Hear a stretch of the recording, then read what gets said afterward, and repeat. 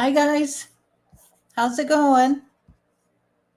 Good to see so many of you on here, and I am really happy to see Gary on here.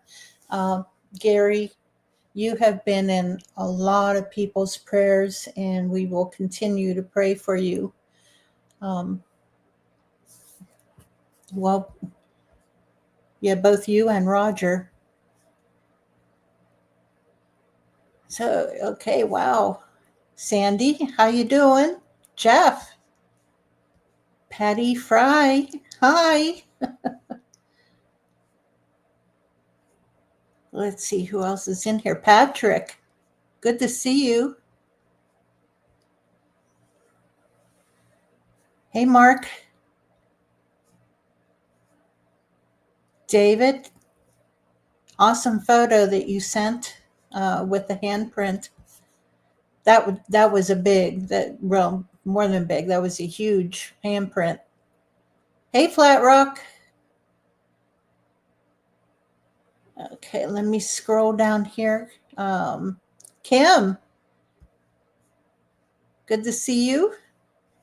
Michelle. Okay, Todd sent you. Okay, yeah, Todd is having some problems with his phone, but he will be on in a few minutes. Yes, Hulk smash, Dave. Oh my goodness, good to see a lot of people on here. Hi, Sandy. Ooh, okay, let me get down to the bottom of here, and then I'll get to the announcements. Hey, Tracy, good to see you. Hillary. All right, okay. Let's get to the announcement. Todd will be joining us this evening. Originally, I have it marked as open mic night, but I was talking with Todd, who has been on here before. You remember Todd? He's the one that he's been collecting the DNA and documenting the handprints and so on. He will be joining us this evening, but let me go through the announcements. Ooh, it's chilly in here. Hope to see everyone's well. All right, let's see. Okay, first off, the announcements. The Pennsylvania Bigfoot Project Campout that I hope everyone can join us at is at Michaud State Forest. That is in Cumberland County, Pennsylvania, down in southern central Pennsylvania, right along the Maryland state line. That our camp out is April 24 through the 27th, and everyone's welcome. Join us, please. More information on the campground along with the link to make your reservations. Hi, Melvin.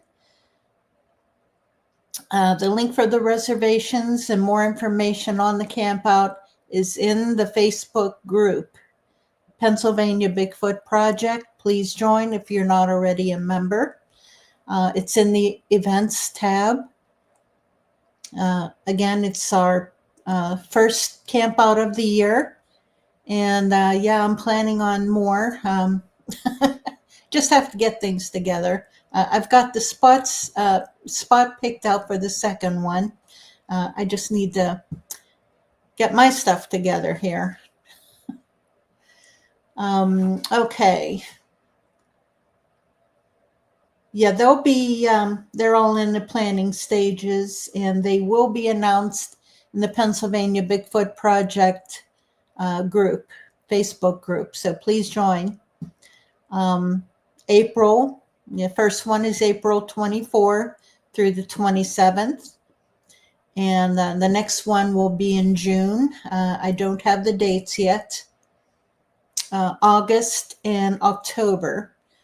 So yeah, we're going to have them all through all through the summer into the fall. We have fun, and everyone's welcome. Just join the group. Join the Facebook group, okay? That's all I ask. All right, Melvin. Great. Let's see. Oh, okay. In the group, I've been posting the announcement for the Ohio Bigfoot group, SOSB. It's, let me think, Southeast Ohio Sasquatch Bigfoot Investigations, I think, is what it stands for, SOSBI. That organization is run by Dave Waller. Hey, Blackie, good to see you. And their campouts are held at Salt Fork State Park. That is in Cambridge, Ohio. And if you haven't been there already, I urge you, go. If you can make it to one of the SOSB campouts, please go. Those are always held at the group camp on Parker Road. Those are $5 per person per night. And no, you don't need a reservation. Just show up and find Jack Warren and pay him.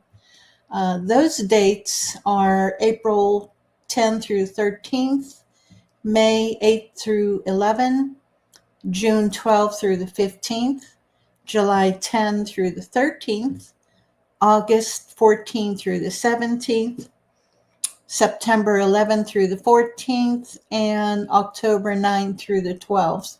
So get in there. Get in. Hey, Squatch and Holler.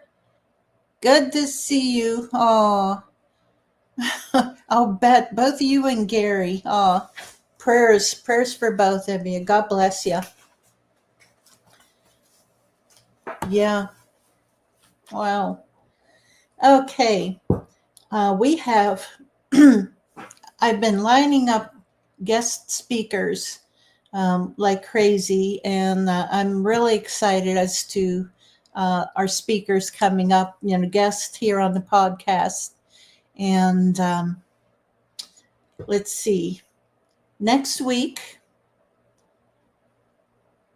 I didn't even write that date down. Okay, yeah, February 12th is, okay. All right, hold on a second. I'm getting a message from Todd. And,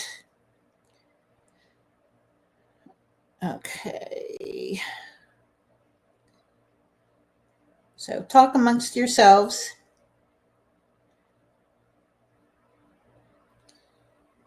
He wants me to email him the link so he can join us. So, all right, hold on.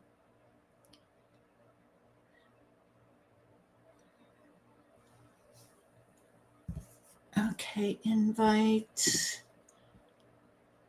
email.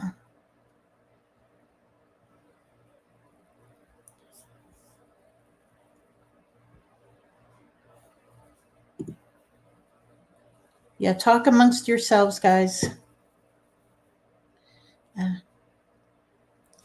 Okay.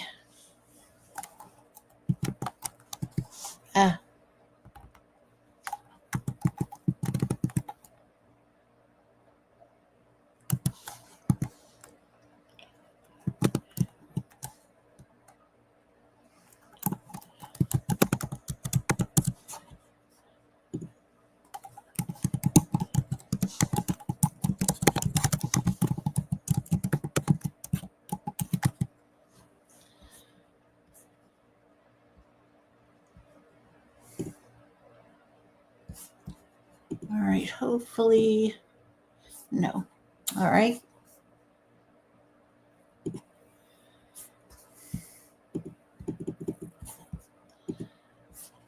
Sorry, guys. You got to talk amongst yourselves here.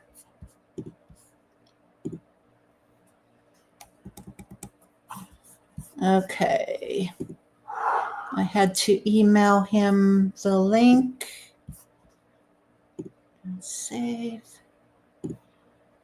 Okay. All right. Sorry about that. All right. Okay. Sent. All right. Yeah. Shelley and Steve Stetzer will be our guests on the podcast next Wednesday. They run Habit, Habit, out of New Jersey. And fantastic couple. I love them both. Just amazing Bigfooters. And I'm going to have to look at my calendar for the rest because I've got so many more lined up. Okay, and then on the 19th, I've been kind of hinting at this, and finally we got, thanks, Dave. But finally we got them arranged and scheduled. But we will have, his name is Brian. He is a Bible teacher. And he will be on not next Wednesday, but the 19th.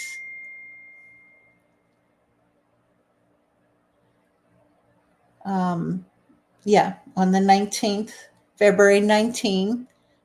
He's a Bible teacher, and he'll be speaking about Nephilim, the seraphim, cherubim, and so on.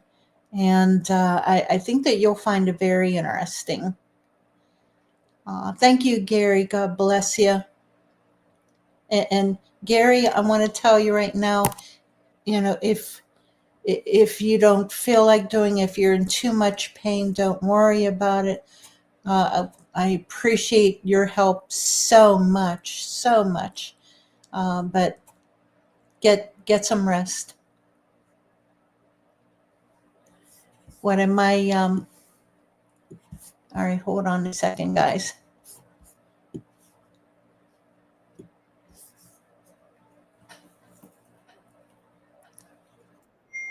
Okay, there we go. All right.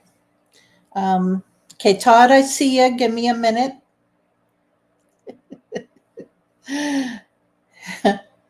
Okay, and then February 26th, that podcast will be our fan appreciation giveaway show. That's one where we'll just talk about, it'll be open mic, Q&A if you want to ask me whatever questions you want. I don't care what we talk about. We can talk about anything. But then at the end of the show, like around 9:00, that's on the 26th, I will do a drawing and give away something. Could be, anything Bigfoot, could be Pennsylvania Bigfoot Project related stuff, camping stuff, who knows? Okay, Hillary, yeah, that's my phone. That was my phone dinging.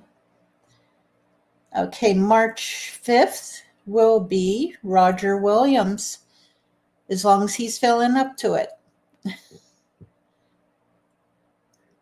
And then March 19, I know everybody's, okay, I don't know if anybody is familiar with him, but his name is Ernie Dubbo. And he is the one, he had an amazing experience where he had an encounter with a Bigfoot that was just, I'm not going to go into details here because that's his story to tell, just that it's an amazing, amazing encounter. And I think that you'll find it pretty good podcast. Oh my goodness, Patty, $400 on the vet. God bless you. All right. And I was going to go over some festival dates and so on. Okay, Jeff. Yeah, Jeff, I think you guys should get him on your podcast, and I can send him your or send you his Facebook profile so you can get in touch with him and get him on your podcast, Jeff. Okay. All right. One more announcement, then we'll get over to Todd. Let's see. June 6, 7, and 8, I will be speaking, and we'll have a booth set up at the Forest County Bigfoot Festival.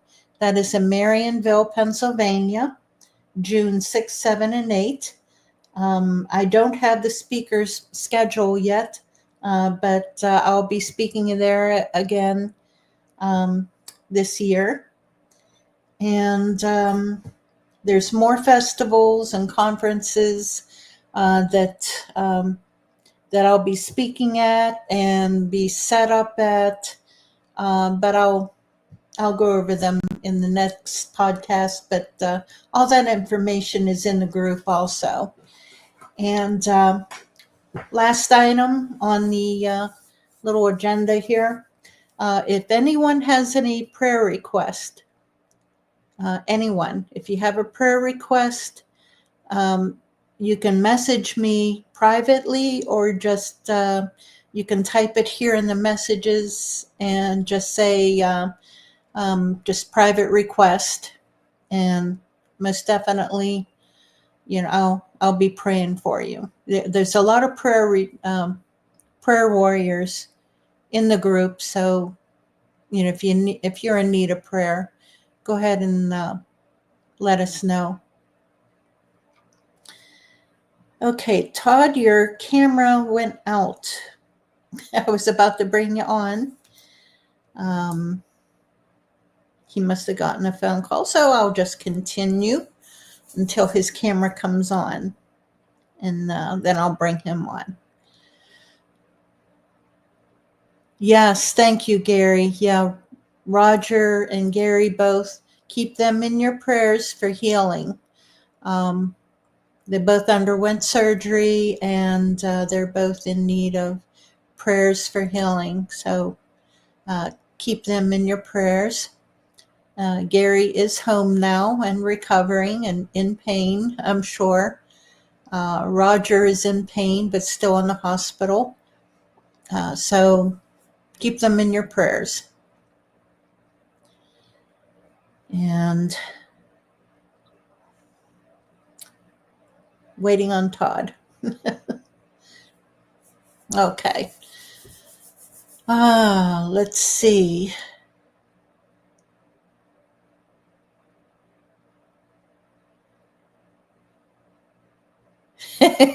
Yeah, Patty, we can talk all night about cats, but I'll ban you for life. Yeah. Okay, Todd, you ready to come on? Thumbs up. Okay.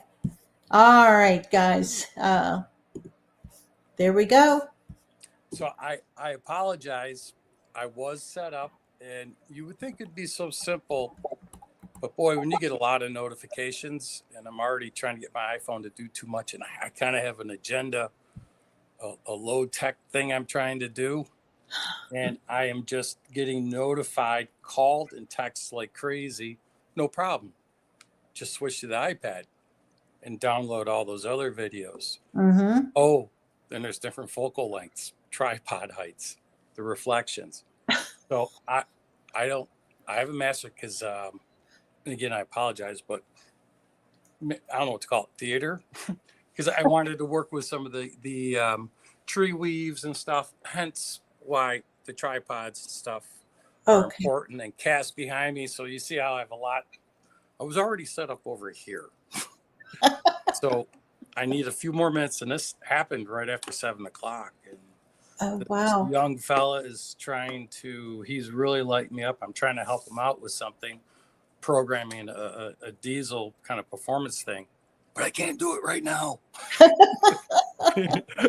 And yeah, but it's not the only one. So Can you give me another minute to get, because it is important to try to see and demonstrate with what I want to share, and I know you would like to talk about.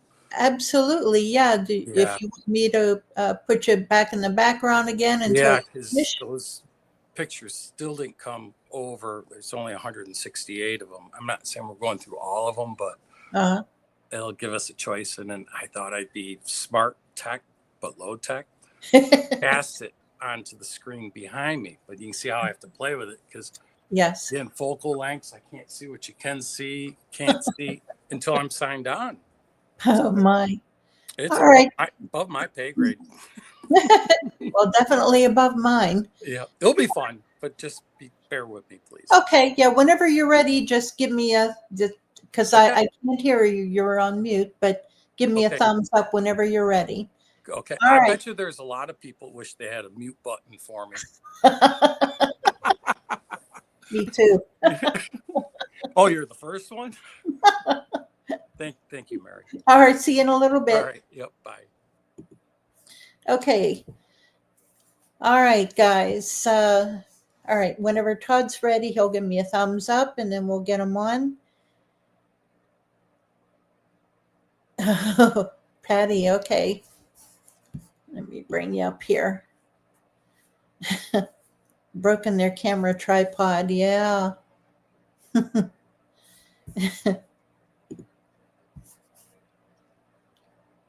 Todd, it's the male equivalent of you, Hillary. God bless you.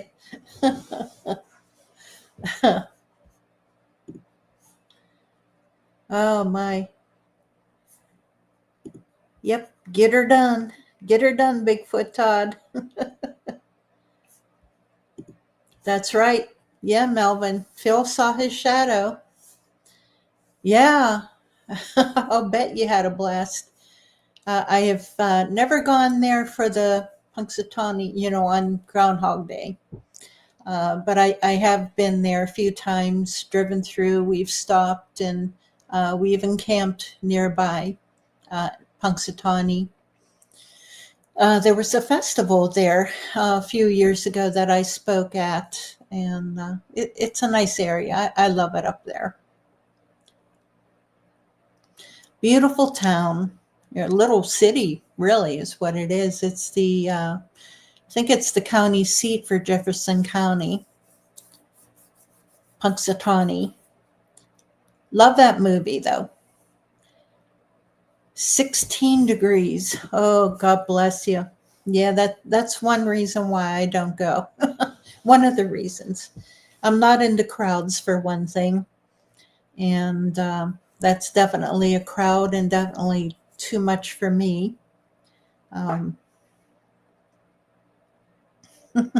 Yeah. I've camped in that weather, but whew, I don't know.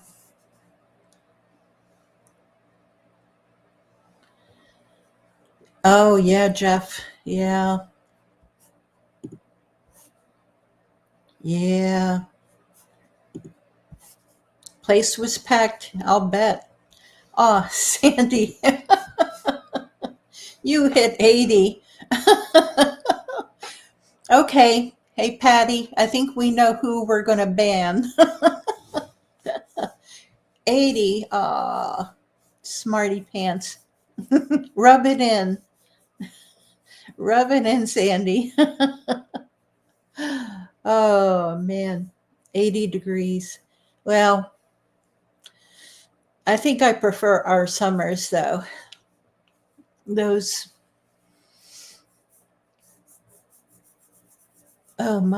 muggy, stifling hot summers down south.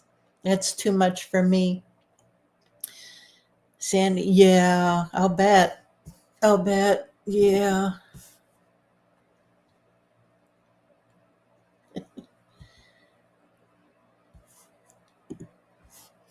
Did I make that Bigfoot cutout behind me? There it is. Whoop, right there. No. That was given to me by a friend who makes them nearby. I live just outside of Newcastle, Pennsylvania, along the Ohio state line, and he made that. He makes them and sells them, and he gifted that to me because I had helped him out with a few things, and as a thank you, he made that and gave it to me. Yeah, Tracy, we're going to be getting some freezing rain, so hunker down, guys. Dave Blaylock, you guys probably already got hit, although you probably got snow. We're going to get icy rain, just miserable. Just hunker down, guys. Todd is up in New York. He'll probably get snow up there. But man, that freezing rain, no matter what, that's just plain dangerous to be out on. So just stay at home if you can, and hunker down, stay warm.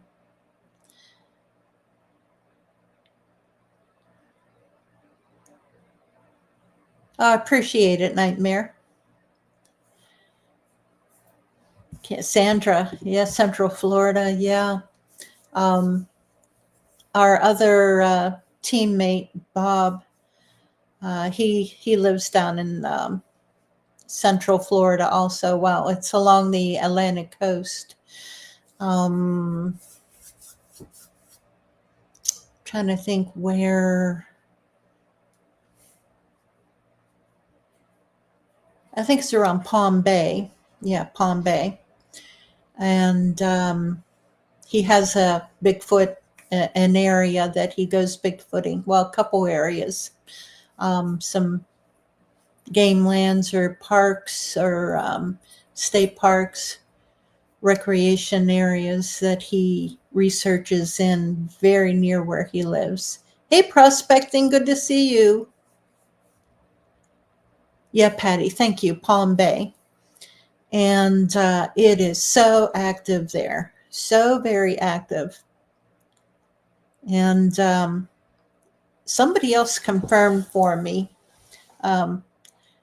whenever we go down to Florida to visit with family, we most of the time we stop by at the Kennedy Space Center, and just driving up the road to the Space Center itself, you drive through some pretty wild area. And every time I go through there, I keep looking and thinking, I betcha they're in there. I betcha anything that the Bigfoot are in there. And I got confirmation from, can't remember who it was that mentioned it, but yeah, there's Bigfoot in there at Kennedy Space Center back in the wild area.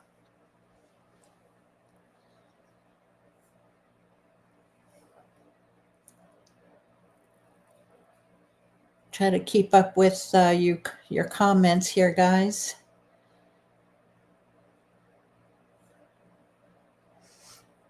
But yeah, we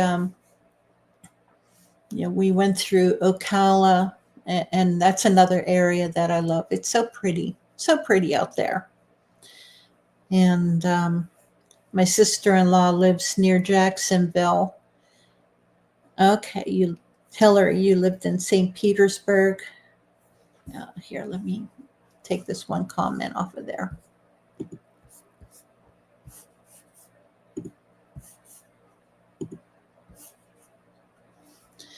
Love the winters. Christmas in a bikini. You had property in northern Florida, Chief Land. It was undeveloped and boogery. Didn't know at the time. Yeah. Okay, and you're about 45 minutes from the Green Swamp. Yeah, there's a lot of boogers down there. There really are. Yeah, about 20 some years ago, can't remember his name, but there was a guy who ran one of the Bigfoot organizations down there in Florida, Okay, Todd. And he invited me to come down there and go Bigfooting with him. But no, I was newly married, and that would not have been very proper or suitable. All right, so it looks like Todd is ready, and I'm going to bring him back on. Okay, you're back. Okay, thank you for your patience. And I still have a little tweaking. I know it shouldn't be so complicated, but it's what I'm trying to do back here. And the Okay. switch, boy, how the different camera lens changes everything. The reflections. I got a couple great tool benches here on wheels. When you slide those, that works good. Start leaning on, okay, I'm ready. And the table goes sliding out. Well, I need to put, so I'm here. All right, good. Yeah, I can put you. Whoop, no, wrong one. Trying to put you on here by yourself, but it looks like I can't. Can't figure it out. Maybe no. All right, there we are. I guess this is the best that we can do. And that'll work. Okay. I was trying to give you the full screen. Yeah. So my bright idea, Mary, was I don't even know if what I'm allowed to say, but the popular program that's out with season 6, doing some Bigfoot. Oh, that expedition. Okay. All right. I rules. I generally break them. No, you can name it because I do. And so when I got watching that episode, and you know how this is a love-hate thing, and you got to understand they are doing a lot of science, but it is entertainment too. Yeah.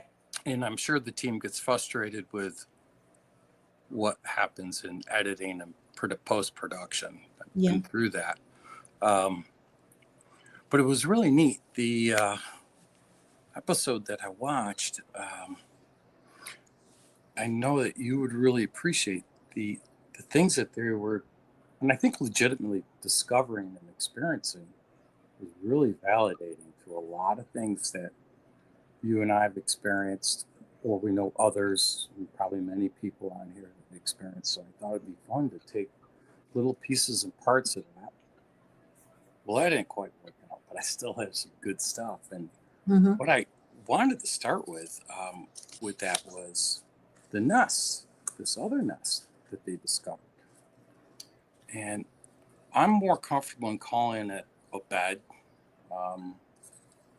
I know the gist of what things are in spirit and principle, but you'll have to forgive me if I don't know the technical scientific name, unless I've used it times. And I've noticed this correlation, and I've found multiple one of these, and this is primate ape behavior, and I believe it was chimpanzees in certain regions of Africa, and they have ferns just like we do. Can you make that out from there? Can the people see that?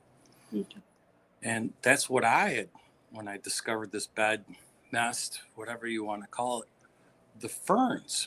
And Dave Wargo was with me this last summer, and I found another one. Now, the devil's in the details, and it haunts me in my life. But the weirdest thing is, though, when I'm Bigfooting, hunting, or doing my paleo artifacts, the details that I see. I wish I could apply those skills somewhere that made me money. They didn't cost. Yeah, don't we all? Yeah. So it's like this. It's not politically correct to say, but I'm going to say one of my superpowers is in like retard skills.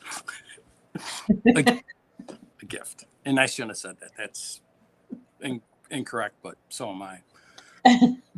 But what I wanted to share, because other people may have seen this, but like this is going back to the impact of Baron Kumbo did for all of us, was that knowledge and hearing their stories and retaining it. And then when you come across it in the woods and you replay those tapes, I may have paid no mind to that before until hearing their experience and like your show. There's such a value to this research, just sharing the information, and it once you see and learn the potential of what feature behavior sign leaves, it's like it opens their mind to potentially see more. So I thought I would start with this nest. Okay. And so I never discovered any of them. And I don't know how many people have seen the show or the other nests out on the Olympic Peninsula. I haven't seen this in my area, Allegheny County, New York, where I've discovered these. Not like, I think I was way prepared ahead before this technical stuff. I even have a laser pointer. Oh yeah. See how those sticks around it are woven like the classical sense of what we think of like a robin's nest. Okay. Well, I haven't ever seen that. However, I have definitely seen that there is like a depression. It's behind a log, Mm-hmm. ferns. So I think this gives really just honestly, I feel like it's your child or not infant at this stage, like your 2 to 3, 4-year-old, Yeah. that's smart but gets into everything, kind of Mm-hmm. like establishing a boundary, and it's probably part of concealment. But the one thing I've always loved about ferns, and this is one of the points I want people to pay attention to, is this is just from observation, doesn't mean I'm right, but when you have stands of beechnut and hemlocks with ferns, I find a lot of activity and potential sign and stuff in those areas. Yes, the cover, the density, the hemlocks create that 360 degree shade. Yeah. And these are creatures of the dark. They're great concealment. If you look it up, there's a lot of medicinal value as well. Your eastern hemlocks are high in vitamin C. Yeah.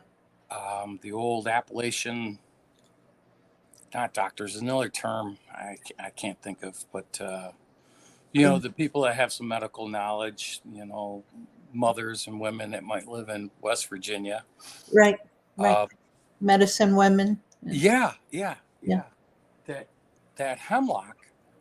So if you had a gum sore abscess or something, they would, in a sense, prescribe.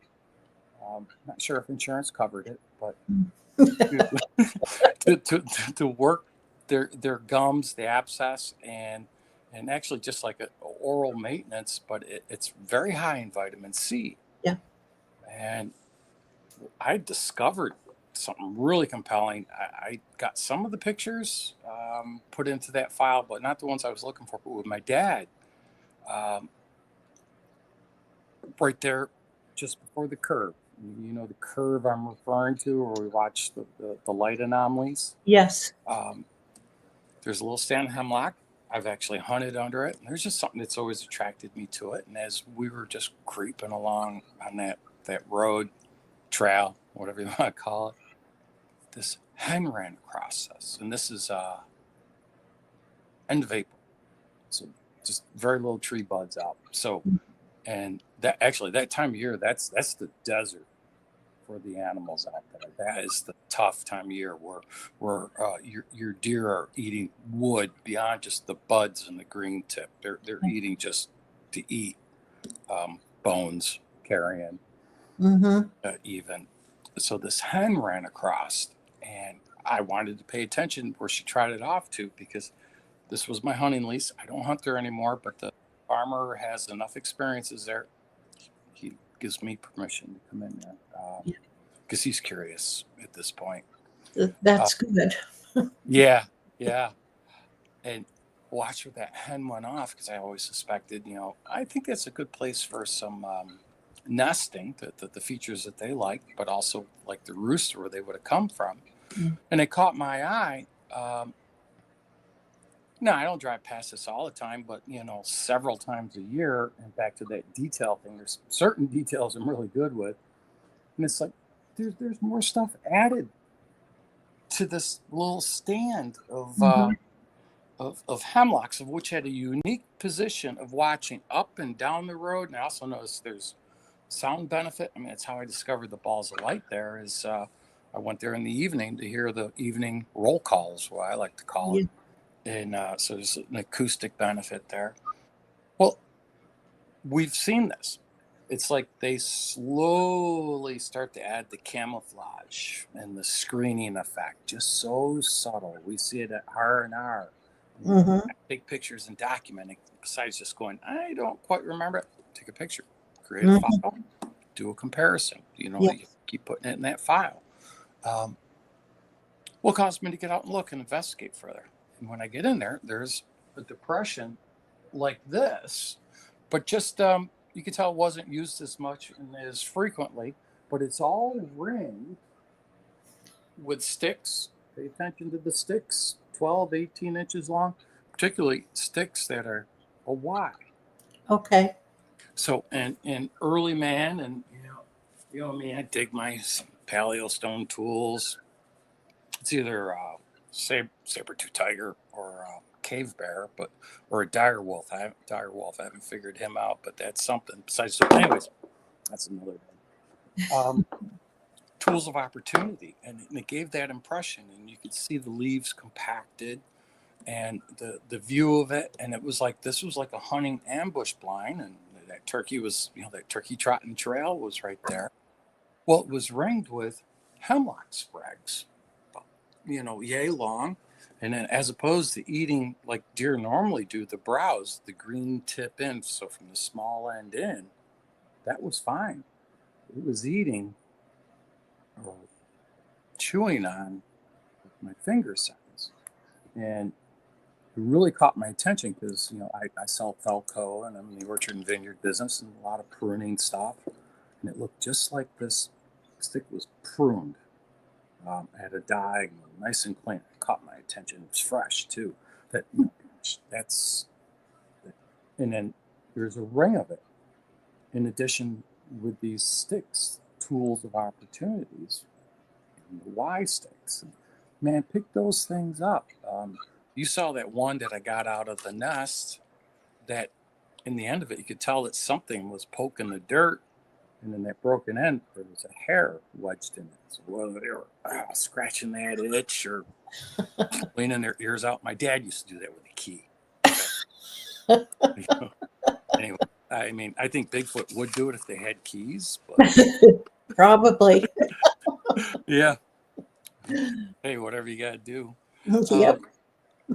But just like back to a child, though, this depression similar to that, and ringed with these tools of opportunities, and then these sprags that it obviously been chewing on, like in a reach, no matter how you lay. And if you think of going to see a orangutan or something at the zoo, Mhm. it's kind of what they do. And so back to the medicinal values of stuff in the beech nut, and I know I'm all over the place because the Looney Tunes music in my head's really hard to ignore, and it plays way faster than I can talk. The beech nut are also high in vitamin C, Mhm. and apparently the bud, the fruit of it, you can make tea with certain time in the spring.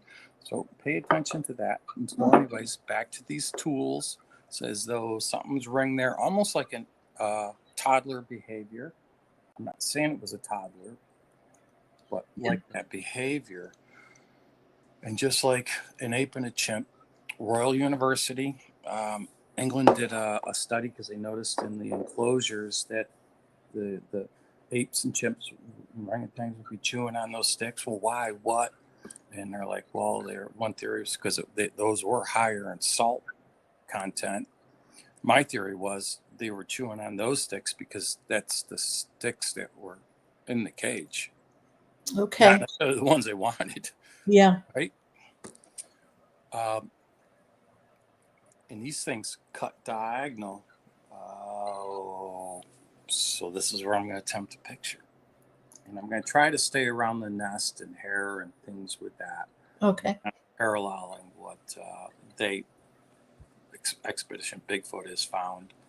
And I think other seasons too. And I'll tell you, with what they see and show here as an observer, what I've experienced and observed, they're not making that up. They don't know. They wouldn't know to make that up. So bear with me a moment, because this is where I'm going to try to pull our pictures up, and also my real geek moment. Yeah, let me see what I can do. Yes.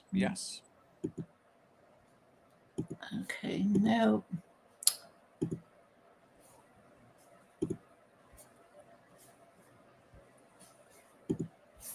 Nope. Just trying to make your picture larger, and it can't seem to do that. Yeah, and that's what I was fooling around with, hence my delay. And definitely different focal lens with the iPad.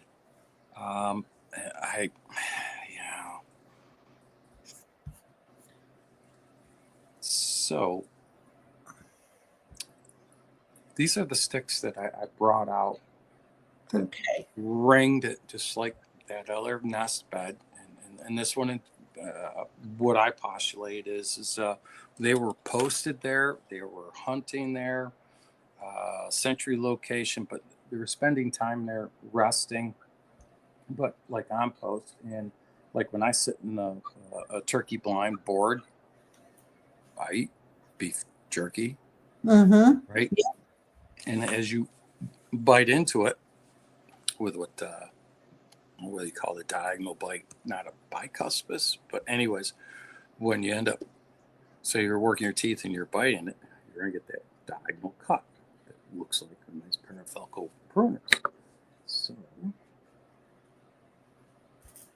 yeah, let me see. Let me try something else to get you full screen here.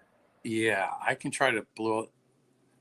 All right, I'm gonna try a different one that's not gonna burn out. Oops. But as you can tell, this is super fresh.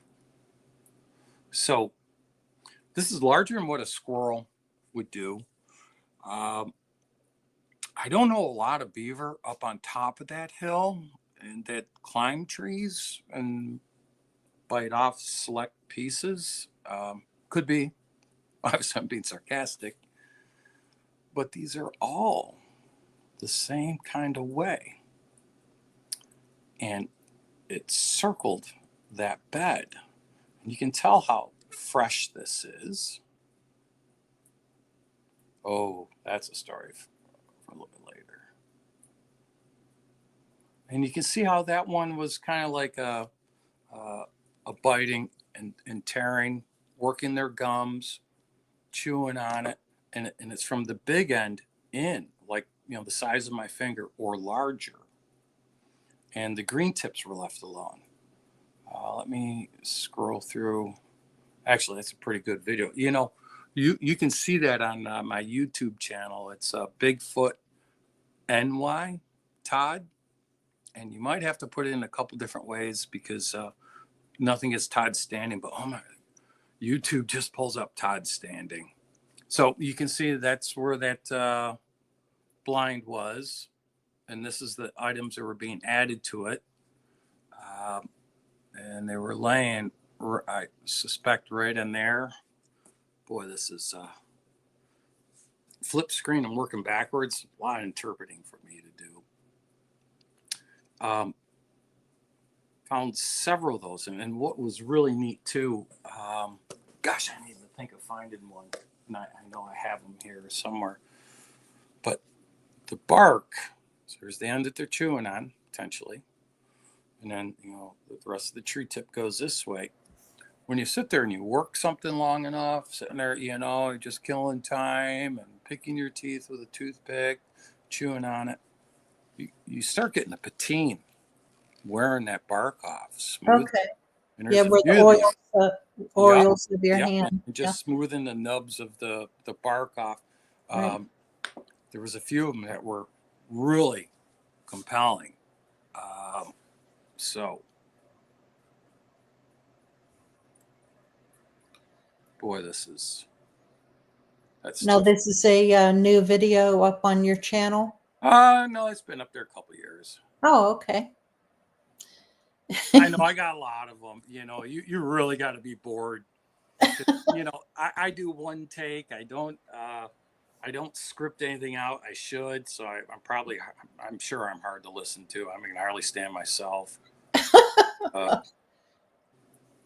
And No, I'm trying I'm to the same. blindly zoom that in. Yeah.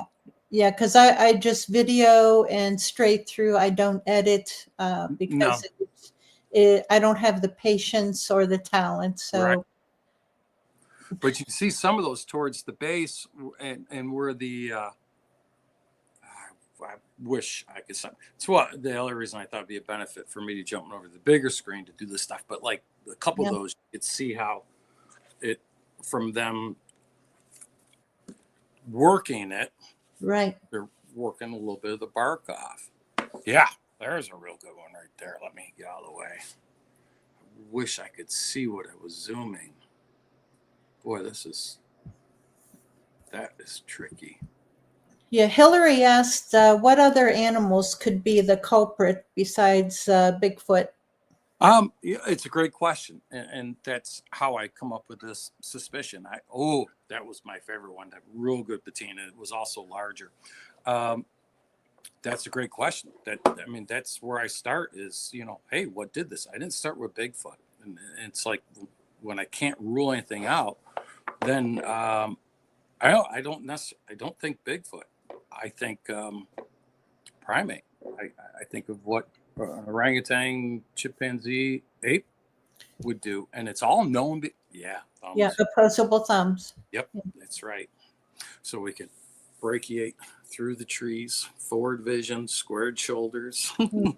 Yeah, um, yeah, and of course I did homework after it, and it all stacks up. And then I was seeing those like features of that nest bed, the real compelling one I found, which is actually the opposite direction, maybe 100 yards away.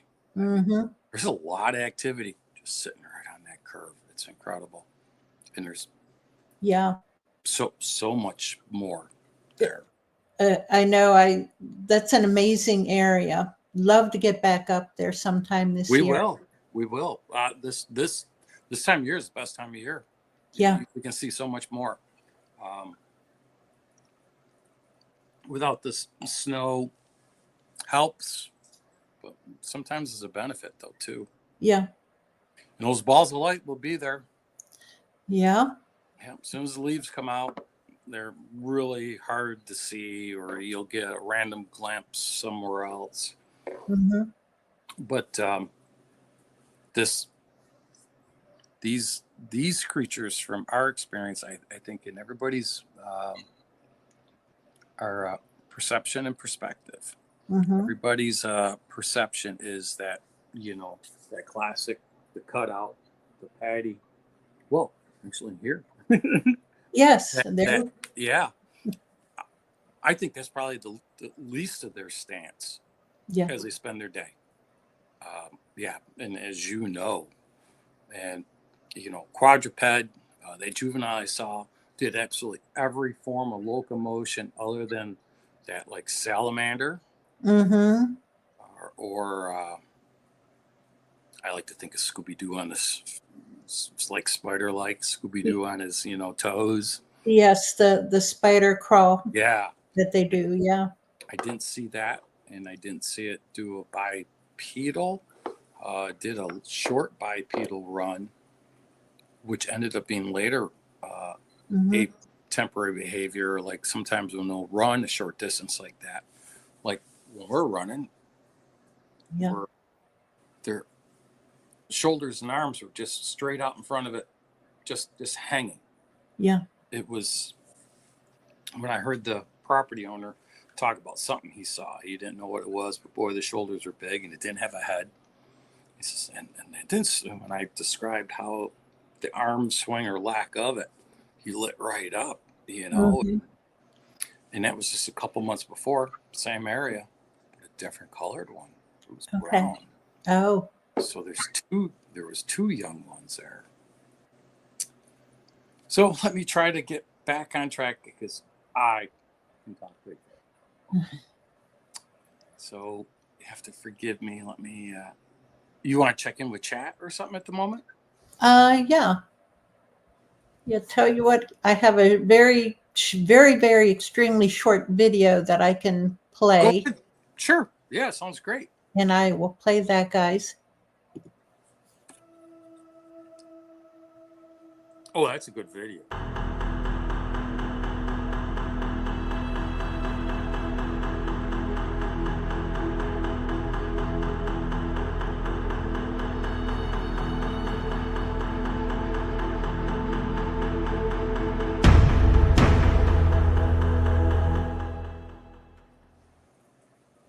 And that's it. That was cool, Mary. And that is Mary's brand new truck. Well, yeah, my husband's truck. Yeah. Yeah, the frequent flyers. Hills, Stanford's still amazing.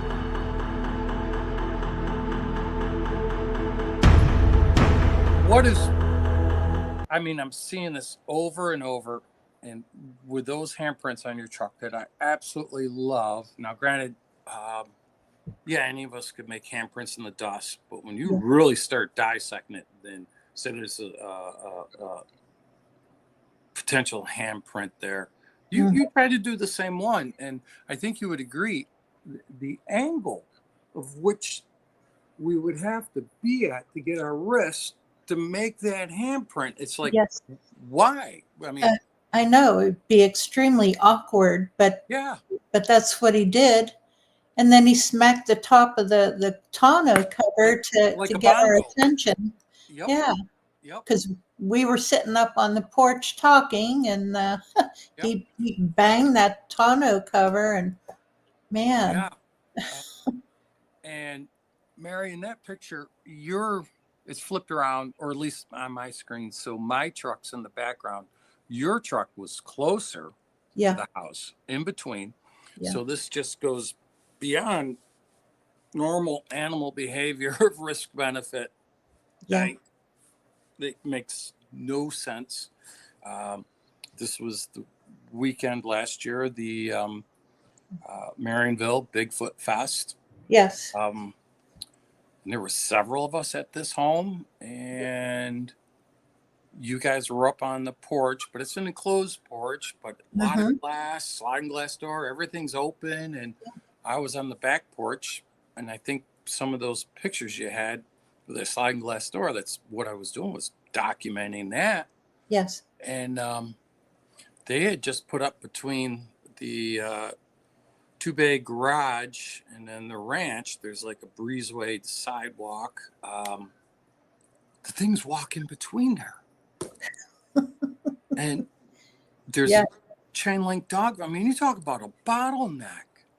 I know, and just bold, Yeah. just so bold that Yep. they're right there. Yep. And we can talk cloaking and all that potential stuff later, but I mean, just take that out of it. It just still, to me, shows their skill set, and that it was right down on the ground. Imagine this, people, creeping up on Mary's truck, and they'd be looking across it, watching where you were, and it's like a ding dong ditch. Boom, boom. How many times it hit the tonneau cover? Twice, 3 times. One was really good. Yeah, yeah. I think it once or twice. Yeah, I think it was one real good one, and I swear there was a secondary. Yeah, And it just like a ding dong ditch, and they run back off. yeah. Why? Okay, yeah. Patty asked, "Was that my first night there?" And no, I've stayed there before, Patty. Just that, and they're always touching and putting handprints on the windows and other vehicles. But yeah, this night, one, and it also could be because of the color of the truck that we could actually see Plus, it was dirty, as you can tell on the That photo. helped. The truck was dusty and dirty. Yep. So any handprints, they really showed up on the truck. And but you still have to look for them. You have to look hard. Yeah, you do. And I've gotten quite an eye for it. But I'll tell you what, I'll find handprints on my truck. I got to work hard for it. And Yep. then I'll look the next day, don't say anymore. And the day or so later, and it's the lighting conditions, the Yeah. lighting angle, how hard you want to look. And all of a sudden, boom, they'll appear. And they're different size, Yeah, they are. This one is not a whole lot bigger in my hand, but it's just, I don't know if you can see that, but it's the way that the fingers are, the length of the thumb, and I like to call it the thumb hook. I get that signature over and over, whether it's a bigger one, and look at the length of the thumb, and the thumb is on a primate's more like a finger, and their thumb will see how our fingers kind of lay flat. Their thumb will lay potentially flat a little bit more, kind of like our fingers, right? A little bit lower and a little bit longer. But what I don't understand is how it still gets that sometimes that really hook on it. Yeah, and the palm is so much longer. Yeah. Yeah, overall their hand is just so much longer. It is. It's huge, but long. And when you find these prints, lots of times you'll get. I should have an example of it. I do. Yeah. Hillary says throw some baby powder on areas where you suspect handprints. I think that's what you use anyways. That's what I started with. Yeah, I use all sorts of powders. I got 4 or 5 different forensic lifting powders, fluorescents, and I'll use different frequencies of light. But the end of the day, I recommend monkey butt powder. Monkey butt powder. Okay. Yeah, and I lift it with Gorilla Tape. I mean, okay. you got it, right? I mean, there's other stuff I can use. Yes. But, so it's basically like Gold Bond, but it's this brand in the tin, and it's got one of those puffer things. Oh, okay. Yes. And actually, you can see a couple. Well, let me get back to that glare.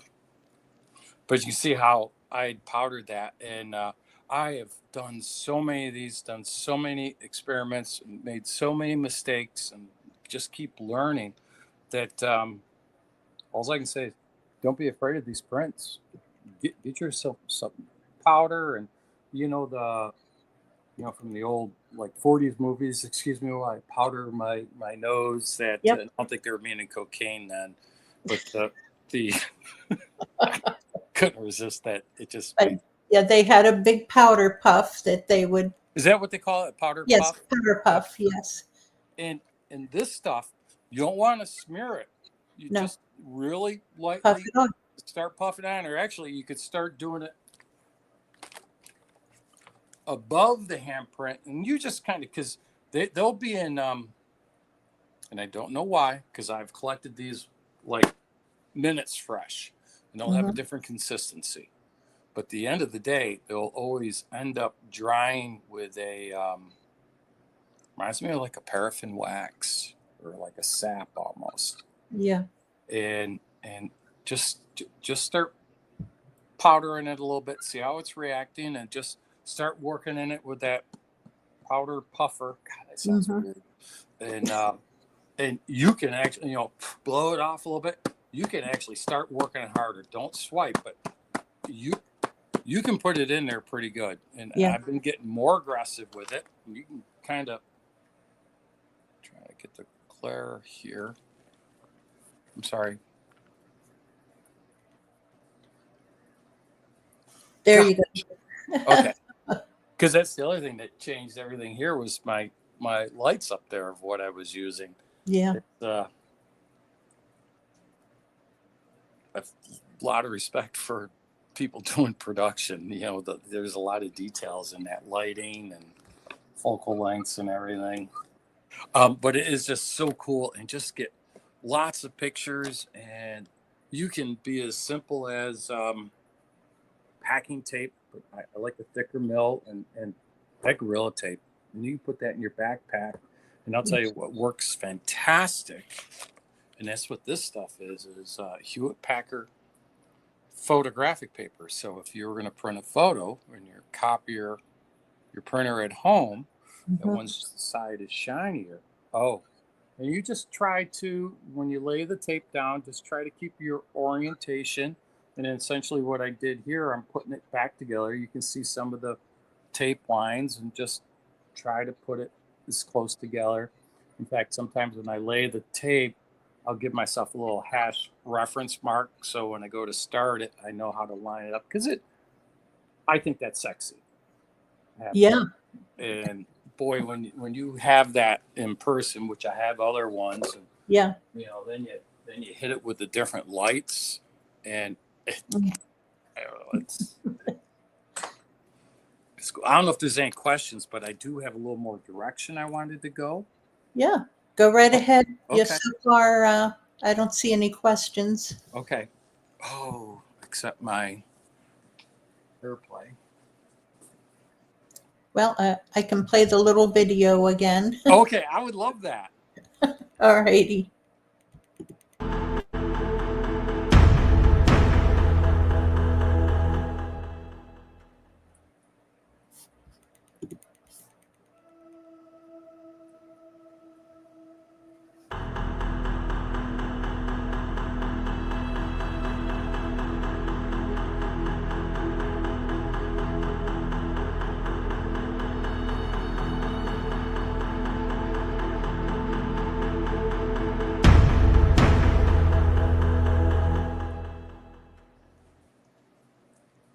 And let me know whenever you're ready. I will be in just one quick moment. So, Yeah. Patty asked, do you have any cookies for me? do you have any cookies for him, Patty? No, she's asking if that's a foot cast behind you. It is, and that's from the R&R. Okay. And boy, I swear that has dermal ridges, and it's from that same spot, back by the shooting shack. Yeah. Boy, this is hard to see. There we go. Where she'll put the molasses and stuff. Mm-hmm. So the about right here down, that's an impression from with just the leaf litter, but this was bare soil, and gives some nice toes. So they're like toes and toes. Mm-hmm. And there was a little bit of a hole, let's say, and which is like, it's not that like that. Boy, I don't want that thing to break. May only be like this big around, maybe that deep. And the last time I was there, it was down there, but when I discovered it had that snow, and that changes those prints, especially when there's just such little soil. And when it freezes, you know, it creates these ice crystals through it. But it like put its foot in it, and it's done it multiple times. Its toes, like putting their stamp, their name on it. I mean, Yes. like, this is land claim. This is mine. You know, Yeah. They weren't hiding that, and that is actually. So R&R did the cast, and so I got some really nice sandy loam, and I brought along. Dave and I were doing the Kinzu Heritage Fest, and I thought it'd be fun for the kids to show them how to do a cast. And my only attempt was to do a nice compression of that, show them how to pour the cast. It came out great. It almost still looks like dermal ridges. So Yeah. that's repercussion. Yeah, reproduction. And I have a particular way of doing casts too that I always tend to overbuild, overthink. No, no. No, it's no overplan, overpack, Let's see. overspend. Oh, Flat Rock asks, how long did the handprint stay on the window? And how hard is it to wash off? Well, it's snowing really hard now, and when I walked out to my truck just for the show, and the way the floodlight comes on, that handprint is still embedded in the fiberglass cap of my truck. Yeah. And that was September 23rd, 2023. And it was made during that, we were getting the remnants of that hurricane that came through there. Yeah. So they last a long time. Yes. But there is the sebum on their hand fluctuates. And it's not necessarily by the time of year of the rain. I've seen them act different. Just, I can't put a pattern on it, because when I would think, gosh, when last summer I was doing that polycarbonate experiment, when they clear polycarbonate over it, and I'm just gonna say Rich, and older fellow, the older generation, hotter than digging. It stormed, and these things had me running. I'd be working on something and have to go to the truck the other way, and there'd be a slap on the house over there. This is during the day, and we go running over there, and like I said, who's the monkey in this experiment? It's me. Yes. It's me. That's what they do. Yes. Yeah. Yeah. Their entertainment. Oh, yeah. Yeah. Absolutely. Yeah, I know the handprints on my truck, well, my husband's truck. Whenever I got home, he washed the truck like a couple days later. It took him a bit of scrubbing, but he got them off. And it will depend what surface it's on. Yeah. So, yeah, yours is on the fiberglass. Yep. And then at R&R said they're on the windows. And on in the the door. glass. Yeah, Yep. the glass. They will stay and stay. So after I do my documenting and lifting and stuff, I have a hell of a time cleaning it. Typically, what I like to use is a razor blade, like I'm scraping off an inspection sticker or something. Yeah. And Rich didn't want me doing that, and he was right. It could scratch the glass. Yeah. Different solvents will take care of it. But what I'll notice is, even though you're doing all this window washing over in the corners of the frames, I'm just like pushing the goop over there, and it's still exactly. Yeah, that's what you're doing, is just pushing it elsewhere, and it might be smearing also, but you just have to. I don't know what my husband used, some kind of car wash soap that I got him. He was scrubbing at it and got it off.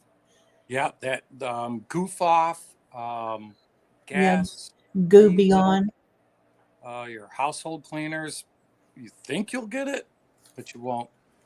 But it'll depend on the thickness. And like I was talking about Rich and I, in the old school, it was so hot. He's like, well, I'm gonna have a cup of coffee. You want to have a cup of coffee? And I'm like, oh my God, this is the last thing I would want to drink right now. But I'm like, yes, I'll have a cup of coffee with you. Well, yes. Take that moment, sit out on the front porch. Yes. She was inside in the bedroom.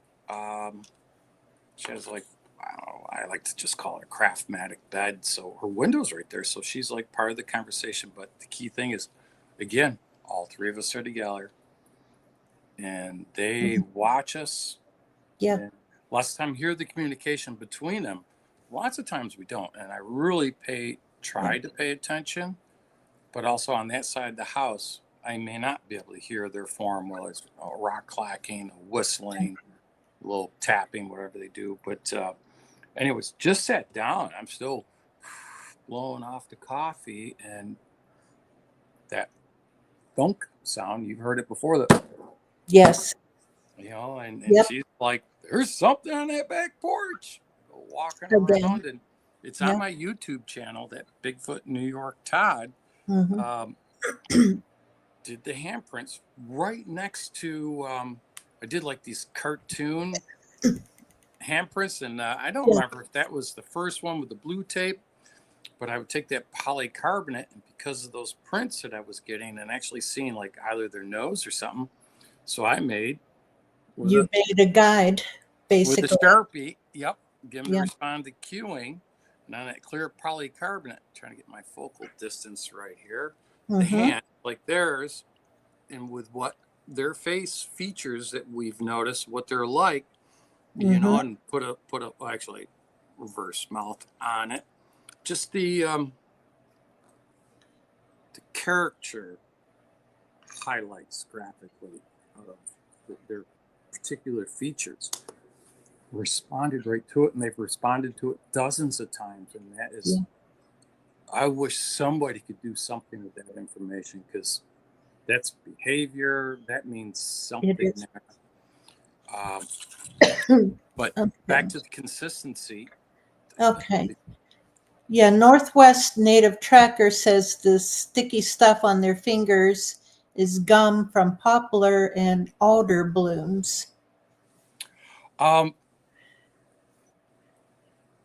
and probably a lot of other things too. The things I may not even want to know what it is. Yes. Yeah. Yeah, especially juveniles. Yeah. Yeah. Yeah. I don't want to know. I'll use a Q-tip and gloves. Yeah. One of those, well, you smell it. I'm not smelling it. Oh, geez. That makes perfect sense from them picking that. Yeah. However, it's year round. It's Yeah. year round. And that Yeah. day that like I didn't, sorry, I took too long to get there, finish up with how hot it was, the coffee and yada yada. The prints, which I was seeing moments later, were literally running down. You could see the handprints, but then accumulation of a dribble. And the window was dry, extremely humid, and Mhm. what it reminded me of, it had almost like a bluish tint, like skim milk does. So in other words, it looked like somebody took creamer, put their fingers and hands in it, didn't have their hands totally covered with it, Yeah. pressed on it, and then they'll do a lot of this light touch. Um, where is it? So in other words, on screen here, they'll do a touch, and it seems like a touch. It's a relax. That's why their prints don't look as big, because it's a relaxed hand. Yeah. Not us going with our hands like this. It's a relaxed hand, and then they'll just do a kind of a drag away. Yeah. So that you got to keep that in mind when you're interpreting the handprints. But I've seen them run. I've seen them where they're just sticky the next morning, sleeping in that camper. And I mean, my face is 2 feet away, and I sleep on that side. Mm-hmm. I pull that drape down, the curtain a little bit, and that was a great handprint right there. Yeah. As well, since we're And Northwest says possibly animal grease because they eat most food raw. Yeah, Awesome. I am open to all ideas, and Yeah. I have been studying, observing this, and collecting it. I don't know. I don't know. There's something within it that's unique to them, not just that they're picking it up. I think that's part of it, but there's something that's unique to them, that alba vernix, that is theirs, that their body's producing and leaving. In particular, the etching in that paint. Mm-hmm. Oh, actually, that's where I was originally going. And I need to circle back around on something else. So let me give me a moment. Okay. Mark says next show he would like a report of the odor and flavor of the sebum. And I tell you, I have tried to Oh my God. I'll collect it and get it in a package or whatever and get cleaned up, but know that there'll be a residue that, if I'm collecting it, or depends on what I'm doing with it, with how close I'll get to it, obviously. Yeah. I don't detect anything. Yeah. Back to those tree limbs, I do want to circle back to that. The dog's reaction to them and smelling them. So this didn't download all of the pictures that I sent over. So I'm not going to dig them up because I have plenty of stuff. So from this summer, Dave Wargo was with me, and we'd come back up from the kill box. And this is where all the handprints started with my friend Lydia. My truck's parked in the exact same spot. Oh, that came out good. And her car was a new car, waxed clean before she drove up this driveway. And we were only gone like an hour. We were like 500-600 yards away. We went to the curb on my side-by-side. Yeah. All the lights came back down, and I got nice booger lights on this rig. And man, we were still at least 150 yards away from her car. Immediately, she's like, "Who put their hands all over my car?" And it's like, I can't even see that. Oh, wow. But, I mean, from that distance. And this is a Subaru. And again, how low the majority of the prints are, yes, that is higher. And this was a great condition because her car was so clean when she pulled up there. So it got the dust driving up there. And then they were taking the cattle to market. So the landowner was driving by with 3-4 different Cummins with the fifth wheels full of cattle going by, and just the dust. It was perfect. It was like already putting the baby powder out and ready to roll. But again, back to those marks down low. And to me, it makes sense. If they're curious what's in the vehicle, why won't they be curious what's under the vehicle? And this is what I was going to try to dig out is the running boards on my Dodge. That truck's black, and the running boards, it took a while for this to come out, a couple of weeks, and it's stained on the running boards of my Cummins because it's a powder coat. And also it showed up in the plastic wheel well strip. And again, it's 3-4 fingers, kind of like this, down low, which would make sense if I was working under the truck and kind of pulling myself out. And I created a file and downloaded all these. Those aren't there, but I have plenty. But like what you're seeing there, what I believe is the long hanging hair off of them, of which look for that below the handprints, just like men do on our wrist right here. We seem to get a clump of hair right here. This could be anywhere off of their body. But I love Dave Wargo's idea of what they were doing in my truck and being a diesel. And he's like, they're probably trying to steal your catalytic converter because they're worth money, I guess. Yes. I just thought it was really funny. That has stuck me. Yeah. Bigfoot's a catalytic converter thief. But why not? All I can say is, folks, open your mind up to what you're looking at. You got to stop thinking how we move and operate. You got to look different. You can still think like people movement, but not that, we're limited because, that's a pain to bend over like that. They're not. No. Yep. No. Their body proportions are different. Yeah, they're pretty flexible. Yeah. Now, that being said, a bigger truck, could you imagine walking up in the dark from Bigfooting? Yeah, isn't that against like every fear that you have of a hand coming up out of that underneath that truck, pulling your boot down? Your friend could be getting in. I and all of a lived sudden they're it. like, whoa, gone. I lived it, Todd.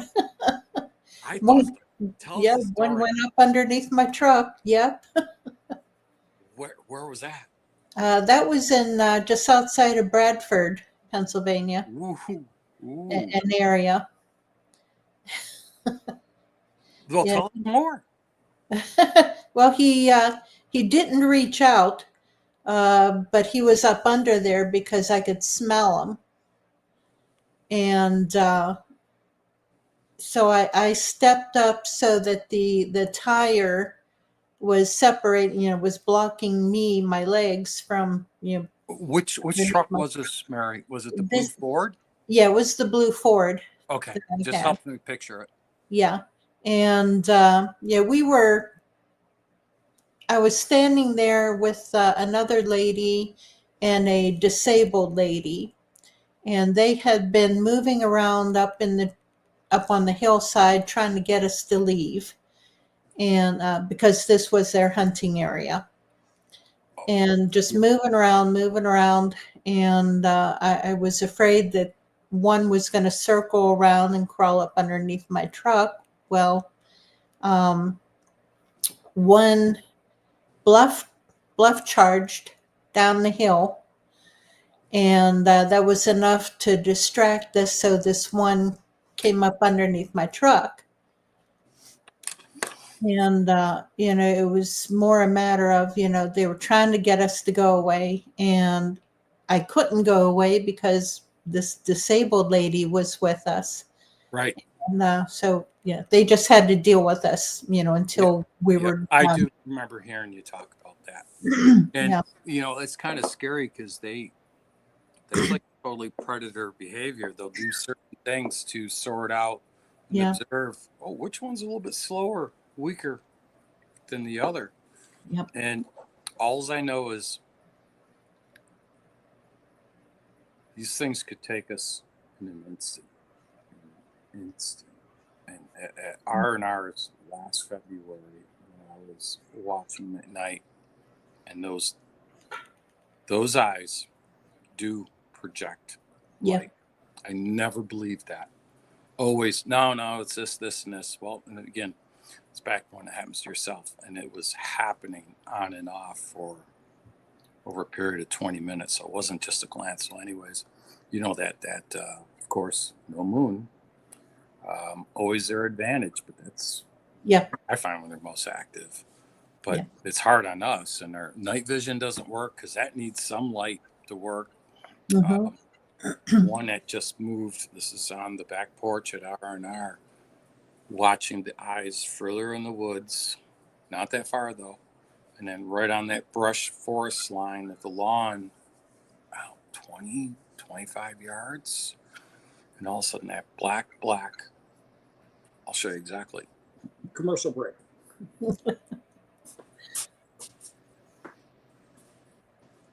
Other than key point is no sway back. These guys have sway backs. Yeah. These creatures, our creatures don't. Yep. At least from my observations, it's a straight back, just like us Mhm. for the most part. Right. Which is bipedal, upright, more so. Mhm. But it was literally going right with just beyond Rich's target range he has Yeah. there. Yeah. These people that think, well, the sound of guns will scare them off. I think no, it's dinner bell many times. And it was walking along like this, and I just saw the form of the absence of shadow. Yes, there's black bear there, but black bear, it wouldn't have been this way, taller with the motion. Black bear would actually be the other way, a little bit higher in the rear than the front typically, because you know how they typically kind of walk like that, and perpendicular. And it's like, why? Why? And yeah, I turned on my heels, and it's like, cool, I'm out of here. I'm right on that back porch, and I had that buddy that's an archaeologist, and he was a little interested. He was owned a whole bunch of gold mines, and he's big into that stuff. It's incredible. Anyways, he had obviously had experiences out there and was curious, and he came and we had one run by just right around that arc of light. It was again sounded like Scooby-Doo. Yep. Playing the bongos. Yeah. I went down a divergent. Sorry. It's okay. Yeah. Northwest Native Tracker says, have one grab the top rail of your vehicle and rock it like a cradle to wake you. Ooh. Yeah, that's happened to me a few times. Wow. Yeah, they've woken me up inside, and yeah, I just roll over and okay, I don't care. Let them do what they doing. They're just playing. Yeah, and they want to scare you. You're Yeah. achieving mission. Yeah, if they're really aggressively rocking it, then yeah, it's more a matter of they want you out of there. Right. The ones that have just gently rocked the truck, they were just playing. Those were the juveniles. Mm-hmm. But yeah, they've smacked the side of my truck while I slept inside and rocked it, and we've been smacked around, haven't we? Yeah. We have been smacked over there. Yeah. That's for sure. As long as it's the other stuff, not because I don't have one of those smacks left in me. What they could do. Yeah. Wow. Smack you off your feet. They smack the ugly right off of me. I don't know where I got that from. You can use it if you want. Northwest Native Tracker. I love that handle, and I'm sorry. Sometimes I come off conceited, and I don't mean to.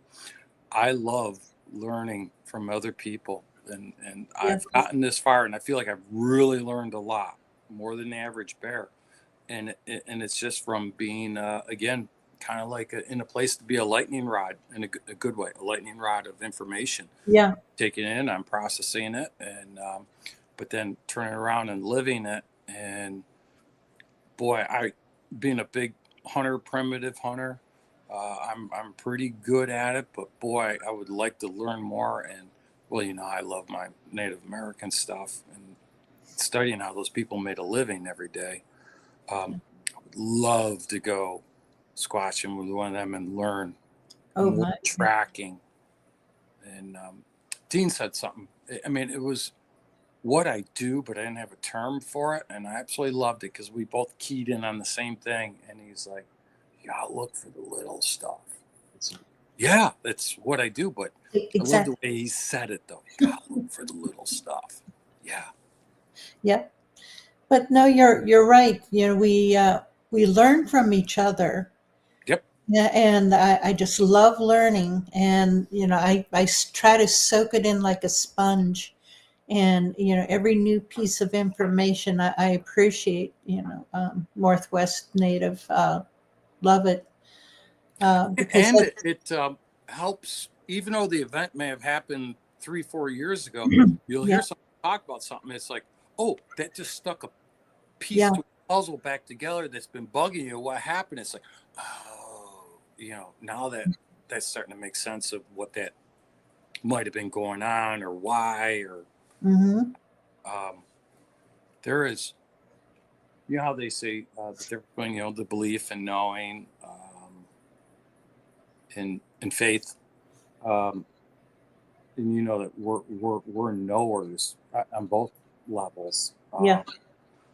But even if you weren't a knower and just a believer, or not even a believer, if somebody took the time, took a couple hours, listened to a few of these shows, and how many podcasts, how many people every week on all these platforms coming out with something that happened last week, last decade. Yeah. And it's all the same stuff. It's all I almost don't want it discovered because I'm so afraid to be weaponized. Yeah. More, Bill. Yeah. Well, You, not only that, wiped out um, all kinds of, you know, I don't know what people would try to do, try to pen them in and say, oh, okay, well, we have to give you your, since you're part human, possibly, we have to give you your own territory. Well, you can't. Their territory is everywhere. right, right. And then comes actually constitutional rights. Yes. Yeah. And Uh, food stamps and everything else. And okay. exactly. So, They got everything they need. They yeah, got everything they need. And absolutely. and They they're don't need us. no, they don't. And their territory is only growing.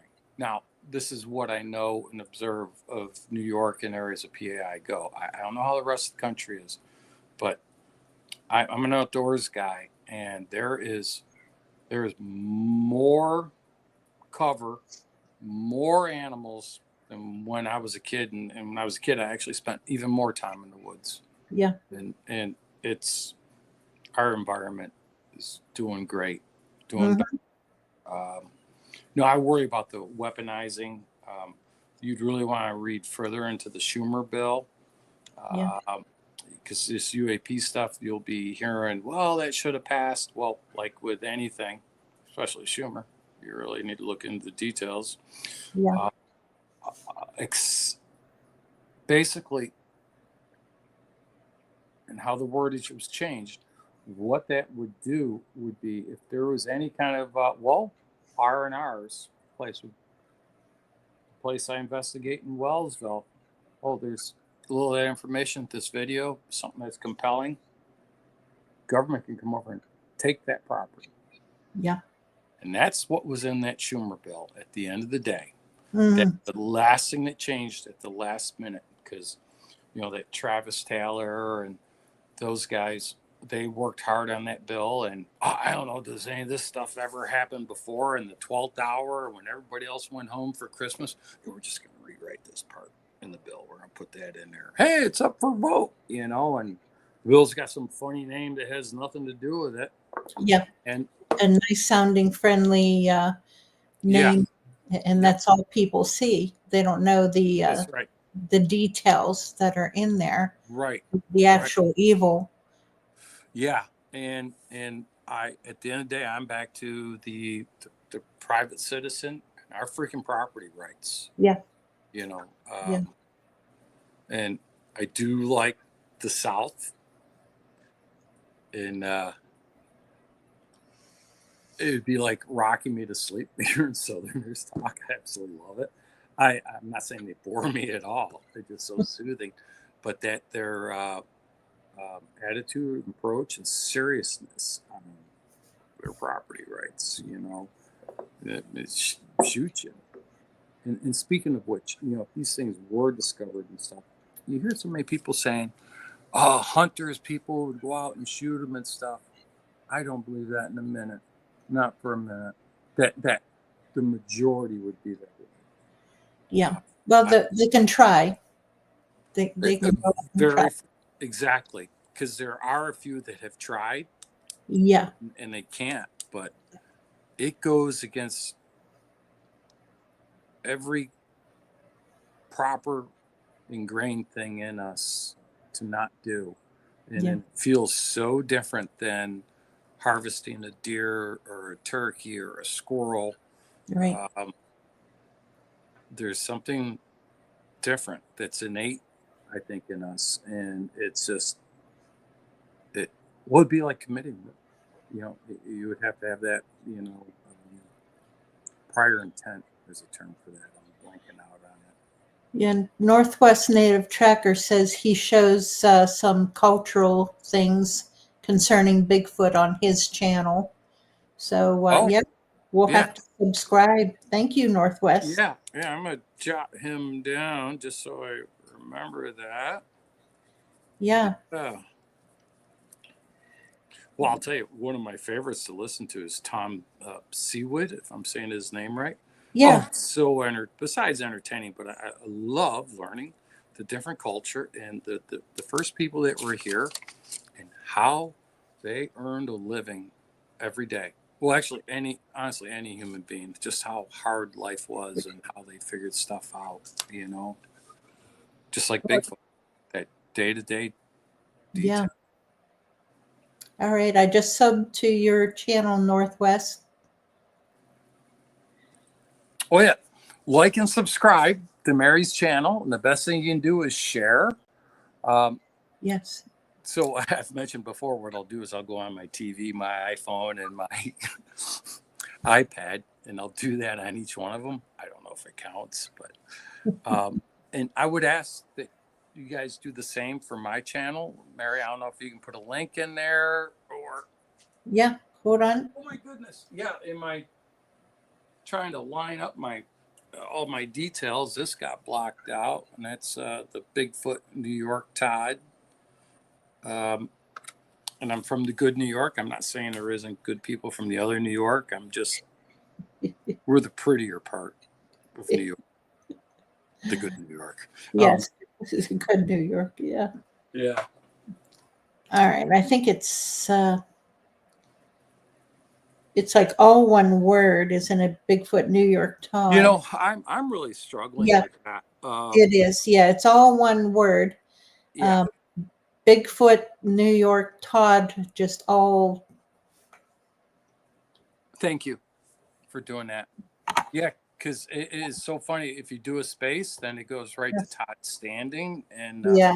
he's got great stuff. But it's like, because he did an investigation once in the Adirondacks, New York, and it's like his one video outweighs my 170 videos.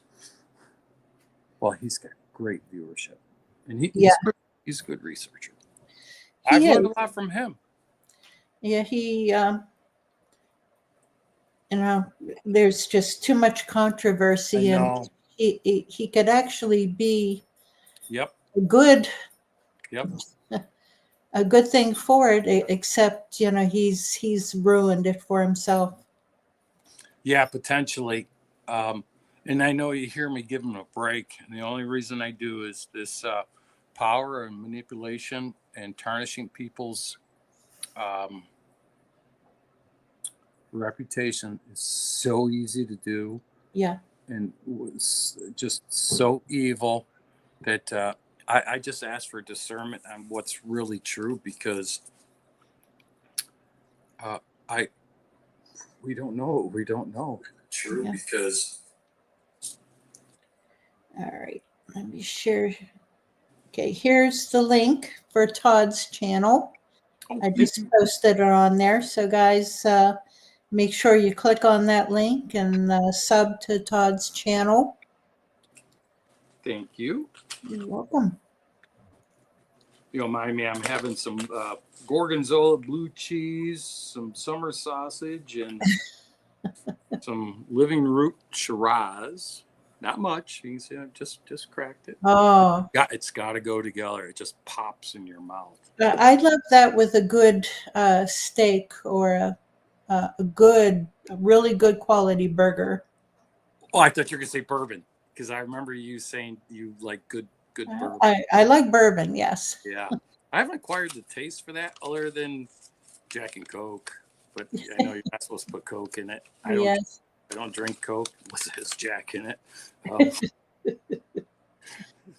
And I don't know Jack. Oh, sorry for my ADD moment. I was going to shift to another gear, back to the nest. Yes. Or beds. Steve Coles told me under definition, and he is a smart guy when it comes to the details of that stuff, and I've learned a lot from him, and really taught me in listening and talking to him to be very careful with my words and my claims. So I would like to give him credit for that. I don't feel like he gives anybody else credit for anything, but I will give credit where credit's due, and it's due to him. He's very good. He is. Well, he's that law, that bleed over. That's what I like about Bigfooting. It's all your life skills pulled together, and it forces you into things that are not your lane of life to learn. Yeah. And thank God there's YouTube. You can look it up. Exactly. Yes. Well, these forensic handprints, and there is a forensic academy online that teaches all this stuff. It's a little hard to search it and find it. Yeah. I've studied that hard. So this is Here, I'll put you full screen again. okay. So this is 3 to 4 weeks after my juvenile sighting, and incidentally, where I lost sight of it. So earlier that weekend, where I'd actually seen the thing, I found where it was sitting and had a perch on a log that was laying down at a treetop, and it was the juvenile was actually sitting up. It was so unique how it was sitting. You could see the worn bark, the patine, and when I actually sat in, so what are they seeing? And I pulled the branch down, it was blocking my view, and boy, whenever I ground hunt and stuff, as soon as I take a shot, I make a mark with my foot right there. Well, I'd come back with my casting stuff, parked my ATV right on that spot. So when I go in the woods, I'm looking backwards, a lot of foliage, and it's like, what did he see? And I pull that limb down. There's my ATV. So I was going to go back and do a DNA collection of that patine of where it was sitting, and off of its feet and its butt. And so in another month, because my sighting was Father's Day, and so 3-4 weeks later, the foliage and everything's even more lush, and it's just been logged. So that secondary that story is just really taken up. Anyways, I get in there, that tree and stuff all busted up, broken into chunks. So I bought a bunch of new disposable razors. I was going to do a bunch of scrapings off this log and just collect the whole razor. Well, I could still do that some, but now it was seemed like there was a value to collect these chunks of wood, but they're 12 inches, 18 inches. And it was significant to me because this thing was now all busted up, other than down on the bigger main trunk where Mama was sitting, and it's all bare. Well, that I could do the scraping, but to me, I wanted the evidence of each because I felt that tied together.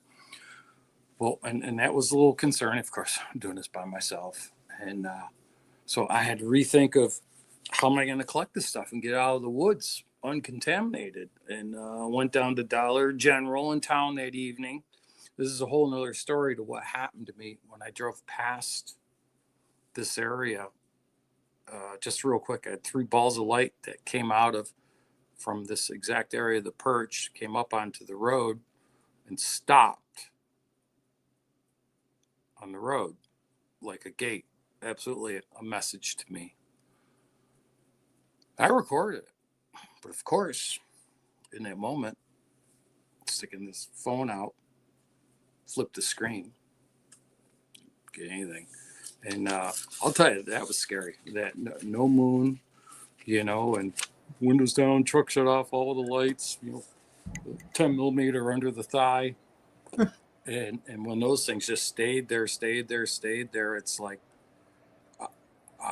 I was not alone. I felt like I was surrounded. It's like, I'm getting off this hill. I'm getting out of here. And I fired that truck up, put 4-wheel drive, put traction control off, put it in gear, spooled the turbo up, and just let her eat. And I'm driving through this or whatever.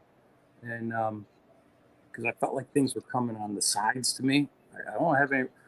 Yeah. Mary, the feelings. Yeah. And I swear they come from outside of us. And those balls of light moved off into the woods way over, which later I figured out it was out over the valley. Come back the next day to collect those. I'm backpacking in. Got my supplies. One of my ideas was this big brand new thing of freezer wrap. Oh. You would wrap meat in. I could wrap those logs up. Well, there's 2 old maple sugar roads that kind of paralleled this. They were overgrown, and I decided to take another one in, but I had to estimate where I was going to turn into. And I overshot it a little bit. And it's interesting, these beech nut saplings, some of them are so tight that, I have to like wedge a foot in between them then to get the whole body to come through. Let me back up a spec so I can show you. And I'll tell you, I have this video on YouTube.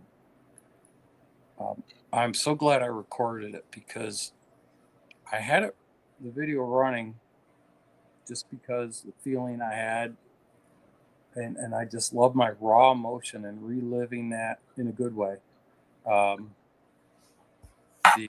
discovery of the grouped scat, and I actually knew a little bit about that ahead of time, just in a passing detail of primate behavior, and found this 2 different sizes scat, almost like hidden in a group, and Bigfoot poops in a group. And I have some Bigfoot poop in my freezer. I mean, you're not a good Bigfooter if you don't have, right? Yep. You want to be careful what you pick out of my freezer because it looks like some special brownies are in there. And you hear me joke all the time. One of them's going to taste like shit.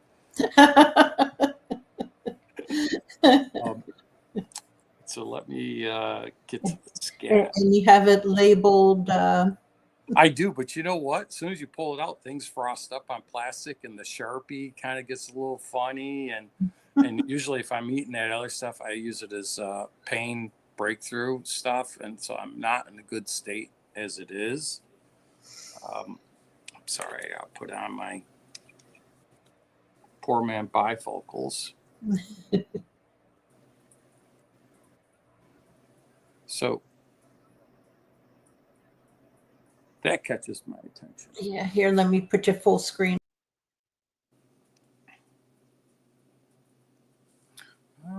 What happened to me here? I'm a little low. So that could look a lot like bear. Actually, it looks a lot like road apples too, but I don't think the Amish are running through the woods right there. And again, it was the collection of them. And to me, what was really unique too was the photo doesn't really show it, but it was hidden. There was like a broadleaf brassica, I think it is. I would have to lift that out of the way to see the poop underneath it, or the ferns were over it. I got this feeling there was a attempt to consolidate that poop and hide it without like a cat coming along and covering it up. So that knife is, man, I lose everything. I still have the same pocket knife. That's 4 years later, cutting the cheese with it. But it's a great scalp because most of your pocket knives are a 3-inch blade. And I do write on them, and the overall size is, 7¼ inches. So this is 4¼ inches. So guys, if you're going to want to have something for scale, and just mark it on there because of laws and stuff, chances are your blade's 3 inches. So that caught my attention, and there's all sorts of them. Oop, let me get that stuff. Let me get over here. But what's interesting is the consistency of it looked the same, but this is like it came from a smaller animal.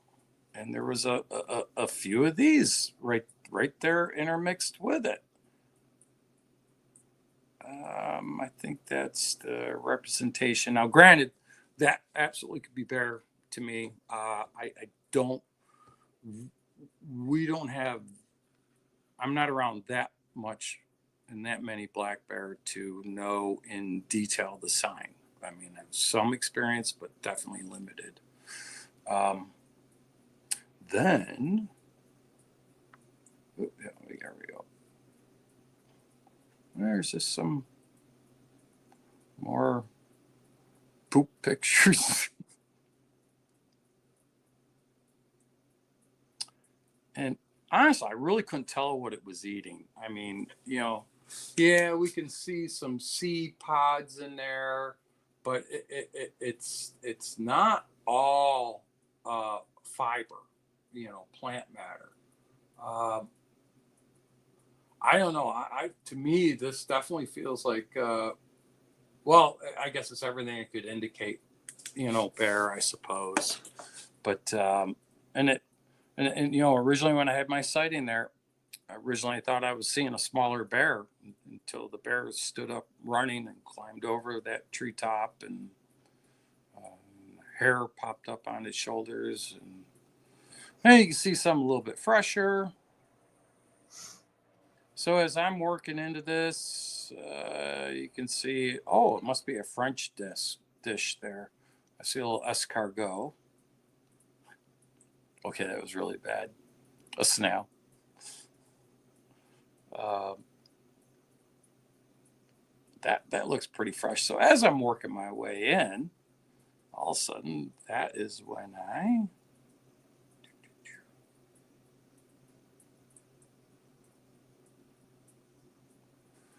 can you see the full picture with your screen? Mine is like Yeah. fading. Okay, because it's cutting the top off on mine. I didn't know if it was yours. So, hey, Mary, do you remember when we were up there and you, Bill, and I, we tried to refine it? And my anchor point I was looking for was that a single hemlock.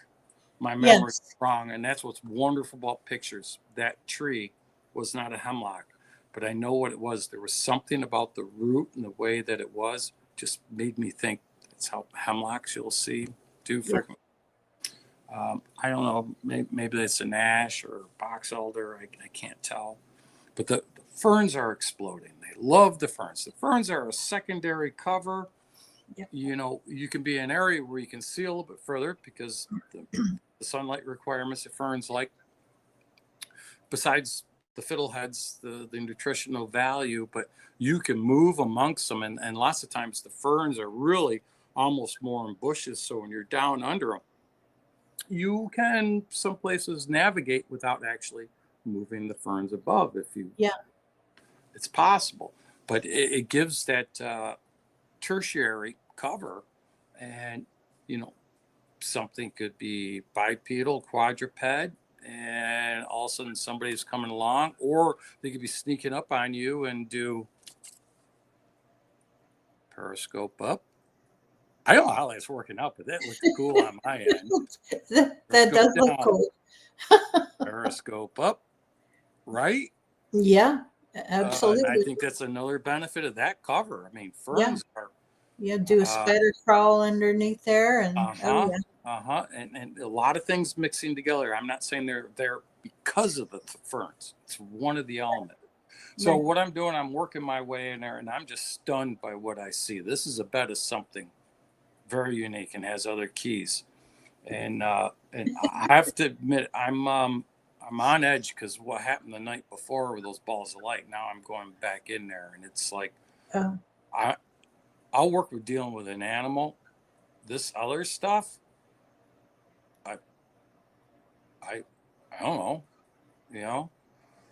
Well, I could hear the sweet sound of the Cummings rolling up, and the farmer has a few of them in the sun. That's what I run. There's mhm. really tuned. They got to haul all that hay up that hill. And they roll some coal coming up that thing. Anyways, Yes. horsepower is another channel. Actually, I could hear the son's truck coming up that hill working. It's like, oh, great! I can go out, get Jimmy, and he can give me a hand videoing this, And so I turn around, I go back out the sugar road, and then wait for him. I wait for him. I wait for him. This is like a 22-year-old guy with a real hot rod truck Oh, coming up a dirt road. Do you think he's driving slow, especially when I can hear him? He's wicking it and fire roading it, going sideways. oh He's yeah. still not there. He's still not there. He's still not there. And all of a sudden he shows up. I'm like, hey, did you stop somewhere? He goes, no. Where I'm going with it, what that position provided was an acoustic anomaly. Okay. I Okay. was hearing him down off of the hill on the low road Yeah. while he was still on the blacktop working up that place before he Yeah. turned off up to their driveway that it's around 2 miles plus minus. Mm-hmm. And it was, well, boy, that's where I would put my kid. Listen for mama, listen for trouble, Oh, yeah. Yep. and You multiple can hear escape a routes, walk away. and it's always in that undulating ground. They always have a screen. Well, So, that's what it is here where I live. It's I can hear vehicles like a mile away, and then eventually they make it up, drive past my place. yeah. So that's just something that I put in the Rolodex when I'm Mm-hmm. scouting an area for these things, or I see something suspicious. If I know it has that feature, it's another check. Trying to, Mm-hmm. like that lady was asking, how do I know it wasn't something else? Well, I don't. Yeah. And before I forget it, interesting note, I sort of dated this girl that she was an anesthesiologist, but she'd spent a lot of time contracting the state of Alaska doing uh, brown bear, Kodiak bear research up there. Oh. And yeah, I was above my pay grade. And You hey, sell yourself short. every once in a while a squirrel finds a nut, And so I didn't let the Bigfoot out of the box yet. Showing her these pictures of this exactly. She goes, "What is this?" I go, "I don't know. What do you think it is?" And I'm showing her the scat, and at first she's like, "Well, it looks like a bear, but it doesn't. Where is this?" I was telling her where. And then she started seeing all the other things, and I'm going to get to there's some primate behavior. I remember her looking at me and going, "What are you suggesting this is?" I mean, you can see the shift of paradigm, the shift of Yeah. perspective from your perception that you've Mm. had your entire life. That was pretty cool and validating because I don't know that much about bears, and Yeah. she does. And she said that this isn't some of the features is like bear behavior, but these other details I'm going to get into, no. Mm-hmm. So again, validating. I think that's what a lot of us seek naturally. It's Yeah. so unusual what we experience. No, it actually is. Yeah, Hillary says, Todd, I hope you don't participate in those Facebook posts where it says post the next to the last picture on your phone. Oh, I'll probably. I'm always taking my last picture. Where it says, oh, okay, just add your photo of next to last photo that you took, just add it to this post. Yeah, I The probably won't picture be of able to poop. add it. Somebody Yeah. would have to do it for me if I'm understanding the joke. All I can say is our time here is not promised. We're gonna all go somehow, and gosh, could you imagine just that you're put away in the ground, that party afterwards, everybody eating the dish that passed. Did you hear what happened to him? What a story that would make. I mean, it'd be better than the other one. Hey, it was found dead on the toilet. Yes. Yep. Yeah. Yeah, You don't want to be Elvis. exactly. No, I've had to do CPR on people off the toilet 3 different times, and it is not dignifying, especially in front of the family. And Yeah. Oh my. it's no. So just kind of notice the environment, what I'm working into. I'm trying to give a little perspective, and I'm so grateful that Jimmy was there. Oh, he was doing a great job documenting. So I'm trying to document how I'm working into this. My goal is DNA. Yeah. And I appreciate Doug Hychek because, just as of, was it the spring or something? Probably 4 or 5 years later, finally Mm-hmm. got a place to go. And what was neat, I had him and Darby Olcott arguing over it. Send it to me, especially one real good sample with the flesh tag on it. Yes. Yeah. Yes. Have you gotten any results back from any? No. Have you? No. No. No. It's disappointing Hurry up because and it wait. is what, like a year later? Come on. Yeah. Well, not quite a year, but Yeah. I don't know. Maybe has been. Like I Oh, I honestly think it's been a year remember. because I gave you stuff over a year ago, Yes. and Yeah. it no, and I know it's going to take a while, and so my understanding what is in it for scientists too. I'm not saying the subject Bigfoot for certain, but anytime you develop or discover some kind of compound or something new, you patent it, Yeah. and who knows where that will go in the future. But they put a patent on it, so Yeah. honestly, I don't really expect to hear anything. I just try to do my part, and I got to be honest, I'm torn with it.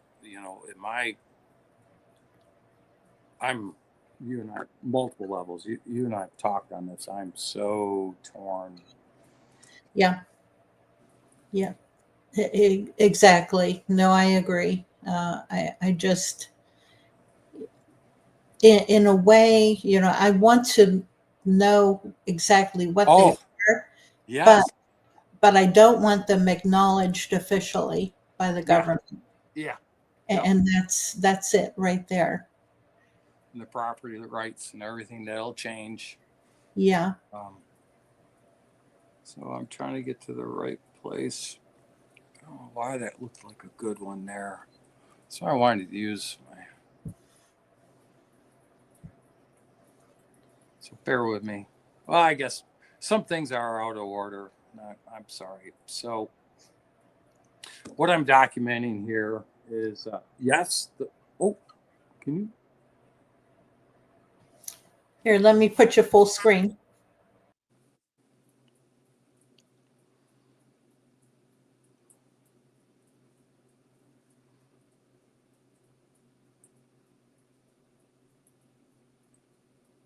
Yes, did get carved up. The briars are everywhere there, but and I do wish that wound was covered. And yes, I had a first aid kit, but honestly, it was dry, and you can tell that the blood's not dripping any further or anything. But for DNA purposes, I don't even want to pose the question. But what I want to point out here is, so we're starting to see. There's one right there. Bear with me.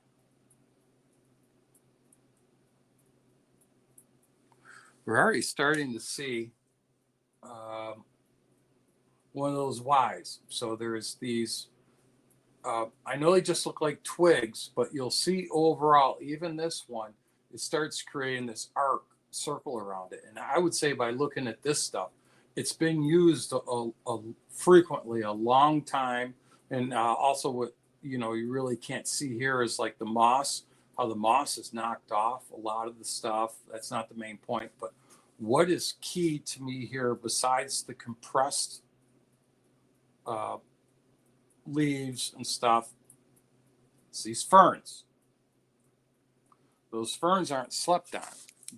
Those ferns are picked and laid down. YouTube, it wasn't just mountain gorillas. Uh, Now, apes and chimps don't do it all the time. I forgot exactly which time they'll do it, but obviously building a ground nest, a ground bed.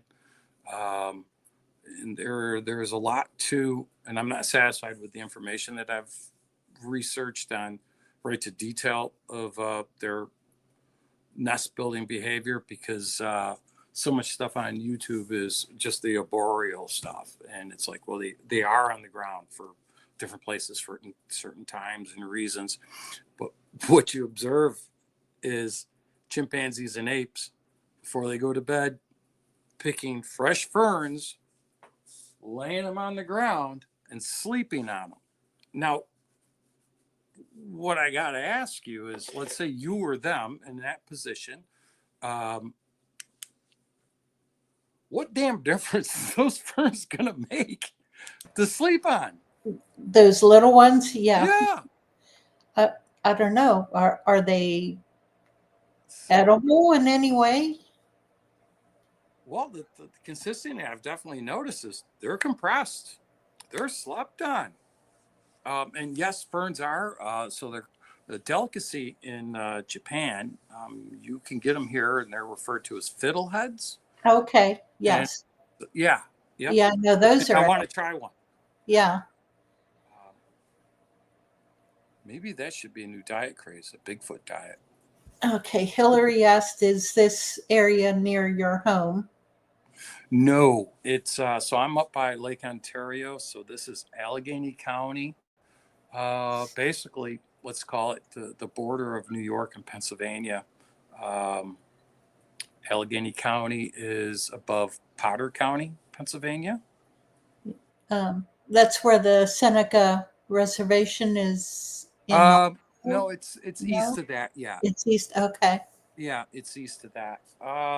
Yeah, I It's couldn't the remember. headwaters of the Genesee River and the Allegheny River, and what's it, Pine Creek or Wood Creek that goes into the Susquehanna, and that's really, I think, fascinating feature there. It's a tri-watershed. There's three major watersheds that start basically from that same elevation right nearby. Mm-hmm. So back to this, because I go down a lot of rabbit holes.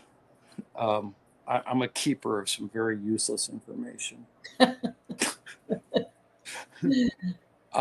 So just documenting me collecting it. So let me get to some of the ferns. Well, since I'm right here, as I'm sticking this stuff in there. Now I was gloved, but at this point, there is occasion where I take a glove off to actually have to pull something out, but not Right. an internal of what I'm putting in. Right, Or for this may, dexterity. yeah, and you see how I work. I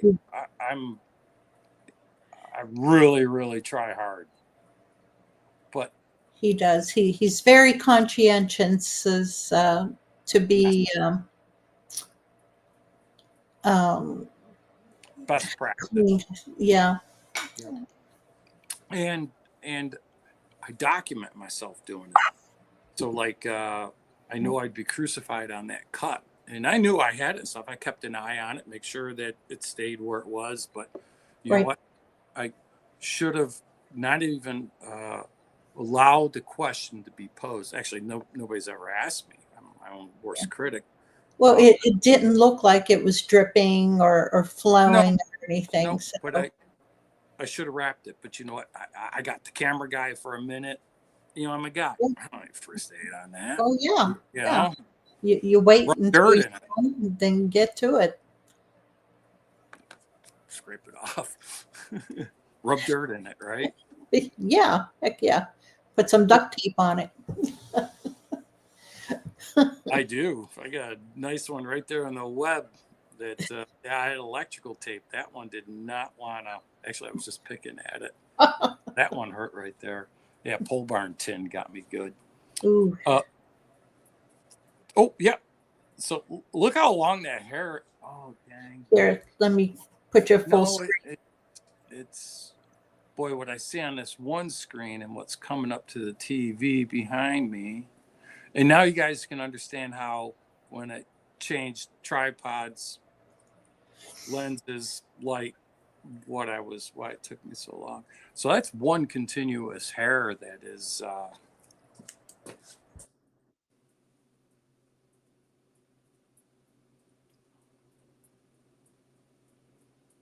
think back around. It's atypical, and the creature I saw in there was black, and it had long hair on the shoulders, the arms. Its back was lovingly groomed, like he was laying across his mom's lap. I never forget that detail. He was nurtured. That's more the same, more hair hanging out. But yes, this is what I want to get to. Yeah, primates are usually pretty caring, about their. Yeah. Try to get this to center up. with what I see here. Perhaps the best it's going to get. Can you try to take that full screen again? Sure. So these are a little bit out of actual sequence, but again, I just want to point out how, all the sticks in the woods, of course, there's a lot of them on the floor, but in the center here, it's like everything's pushed out to the side. Imagine trying to sleep there. And these ferns are picked and slept on. And, well, I'm just using a stick that's right there and to use that to gather this up. So I already did. I had packages of material to collect in. I already gone through all that. And Mary knows how I am. I'm going to be greedy with this. I'd already came in with trash bags. Yeah, I collected this whole bag. I still have hair from this, copious amounts of hair. But what I was observing, and look at that Y-shaped stick that I ended up getting to use as a tool of opportunity, that there was several in there. Look at the age of these compressed ferns. Can you see those? And then there's another layer on it that's a little bit of a healthier green compressed. And then there's even fresher ones. So as though something is consistently but periodically picking ferns, placing them there and sleeping on them. But when they sleep there, and the apes are doing this, if you research any of that, the ground nest, it's not for comfort. I don't know why they do it. I would love to know. I can't seem to get my questions in the right place to have somebody smarter than me to give me. And I think there's something, information and knowledge within this right here of, again, with behavior. Yeah. The primatologists that I know, that I consult with occasionally, I wish that they would come on, but they won't because they would lose their jobs. And I understand that. Even if one could point me in a direction of where there's exactly this information, not the rabbit hole of YouTube and Google that ultimately takes me again to a boreal nest. No, just get off that one word. I want more information of why primates do that on a ground nest. I don't have to read a book like this to get 2 pages of information. Yeah, there's another friend of mine. She's an anthropologist. She is on Will Jevning's Creek Devil. Ooh. Her name is Forrest. I think she goes by Forrest, something like that. She has horses in a place in Texas, yeah. I think. Oh, I would love to talk to her. Oh, yes. I love listening to her. Yeah. Oh, she's fantastic. And wow. I have consult with her also. She would know. I think she would know. Or if she didn't, I could present some things to her. Let her think on it. Yeah. Send me your questions, and she will not give out her phone number. I have her phone number, but send me whatever questions you have. I think just seeing these couple videos I have here is going to raise questions herself. Yeah. And why I'm seeing this consistently with them sleeping on ferns, and going back to where this all started tonight with that picture of Expedition Bigfoot with that potential nest, with that primatologist looking at it. And if you look in there, the ferns that are picked and slept. This one I feel is used more for many reasons, just my experience. It's where the juvenile I saw was running into. It's where I lost sight of it. What's funny, when we were in there, and incidentally, we were doing a documentary, and all that good data, I didn't take any pictures because they were taking pictures of that perch. in its raw form, particularly when I climbed up in it and sat in it and saw what it did for you and the comfort. You know how it all goes. That stuff is missing. Yeah. They don't know where it went, and it didn't go in the documentary. And there was a couple other things that happened. And the fellow that's with me, his customer base is Dev Guru. After that thing came out, it's like what happened to him that night, and that state of trauma it put him in, rightfully so, all of us actually. And then saw the juvenile 75 yards away from that incident that night. It's because of his security clearance, it's a career killer for him. Yeah. And I don't even know if you've ever seen it. There's 2 episodes. I bought it to protect him, and I don't think he really realizes what I did and what I spent. He means that much to me, you know. Yeah. I remember you telling me. And a young guy too. He's getting a great start, paying his dues and something like that to take his security clearance with what he does. I mean, I don't know if you know who Dev Guru is, but that's SEAL Team 6 is part of Dev Guru. And they're very serious people. Yeah. Yep. And that's the last thing we want is to jeopardize anyone's job.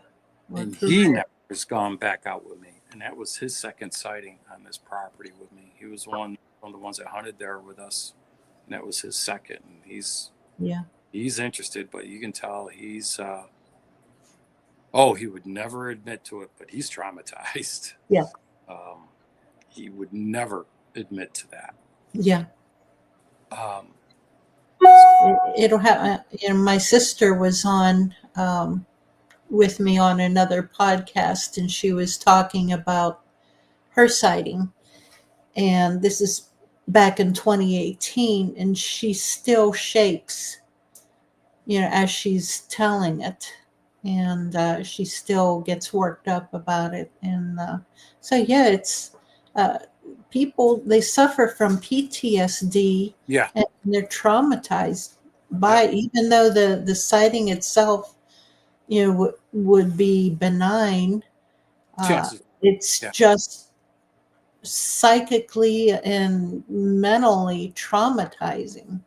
There is something, I'm not using the right term. I know the right term, but I can't come up with it right now. It is not embedded, encoded, but it's innate in I believe in our DNA and with animals. And I hope we have time tonight to show you that video. Remember those hemlock sprags that were being chewed on and dropping that bag off as I was unloading my dad's stuff the next day, and the neighbor's dog comes walking up. The way that dog reacted to those things, you could tell that thing was in so much fear, but didn't know why it was supposed to be, but it knew it was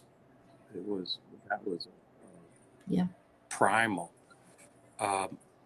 And back to that, like I say, forcing us to learn things out of our lane. And I've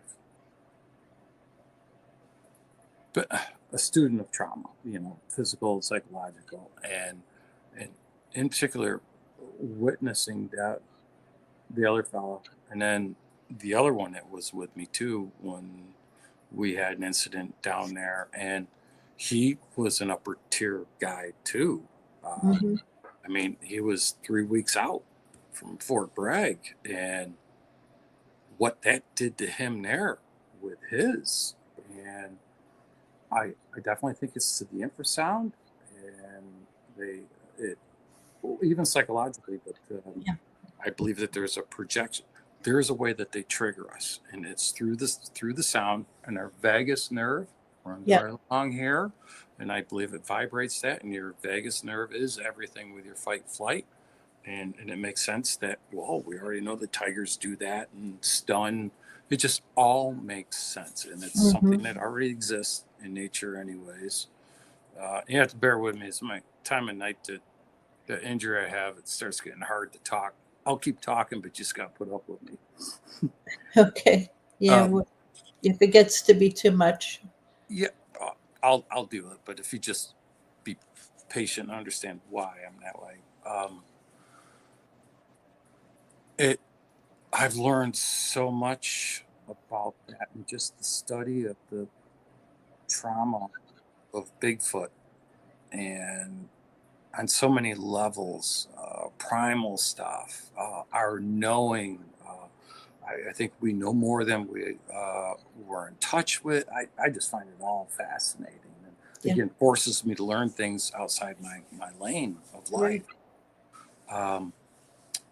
And like, I know you have way more experience with this, but like when we were at that Marinville Bigfoot Fest, Mm-hmm. and how many people do you think we talked to that were sharing their stories of what happened to them? Yeah. If I said hundreds, Yeah. okay, Yes. yeah, Yeah. it was like 10 o'clock in the morning, and the next second it's 9 o'clock at night, nonstop, and felt like it was therapy session for the people, and It, I'm it, glad to help them. I agree. Yeah, Yeah, absolutely. Because they find someone who's not going to make fun of them. and the environment is right, is Yeah. allowable for it. Yep, it's a Yep. safe environment. Yeah. And they have someone that is actually listening to them. And that's so important. And yeah, I'll listen to them all day long and Yeah, happily, yep, and any way to help them. yep. I did, you know me, I have a lot of stuff to show and share, and I don't shut up. I really did more listening there, Yeah. and it was like the show was for me. It was the customers. You tell I'm used to trade shows. The people were showing me, Yeah. you know, and it was just, and you can see it in the people. Mm-hmm. You you can you can. I don't think people, true and authentic people, would know how to fake that. Right. Right. Yeah, you can tell whenever someone is lying to you, Yeah, really, yeah. uh, at those places, and that's happened, but and that's only maybe 1% I of know. I don't people that come up to you. know. Yeah, I don't either. Sometimes you can tell when things get embellished, or maybe they were uncertain and they uh, were making too much of a correlation. Yeah. We're all guilty of that. Oh yeah. Yeah. Yeah. So what I have here, where'd my little trusty little pointer go? And still, uh, the different ages of the ferns. Yeah. Here, I'll put you full screen again. Okay. The different ages of the compressed ferns. And you can see how it's been slept on so much, how this organic matter is getting kind of mashed up and, finer. But what was so cool to me is, now the perspective's hard to tell, but this is the tree coming down here as opposed to, being in the forest like this, just the angle of the camera. And it's the tree root coming down, covered with moss. So this is a little bit of a deeper compression here. And this root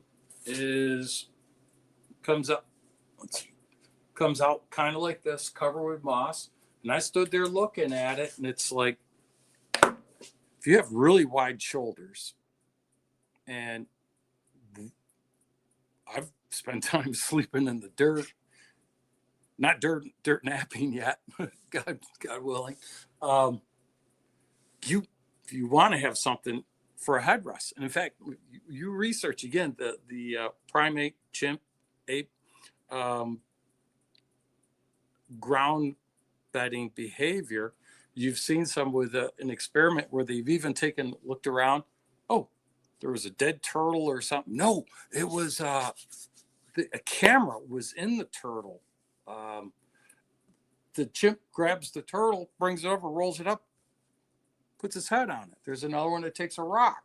Another one takes a stick, just like we would, because we're similar in many ways. And when you're laying down to sleep, sleep on your side, which makes sense that they would sleep on their side more than on their back. Just think of the rain and all that stuff. And I don't know about you, but when I have to sleep on the ground like that, I hope I don't have to do that anymore, but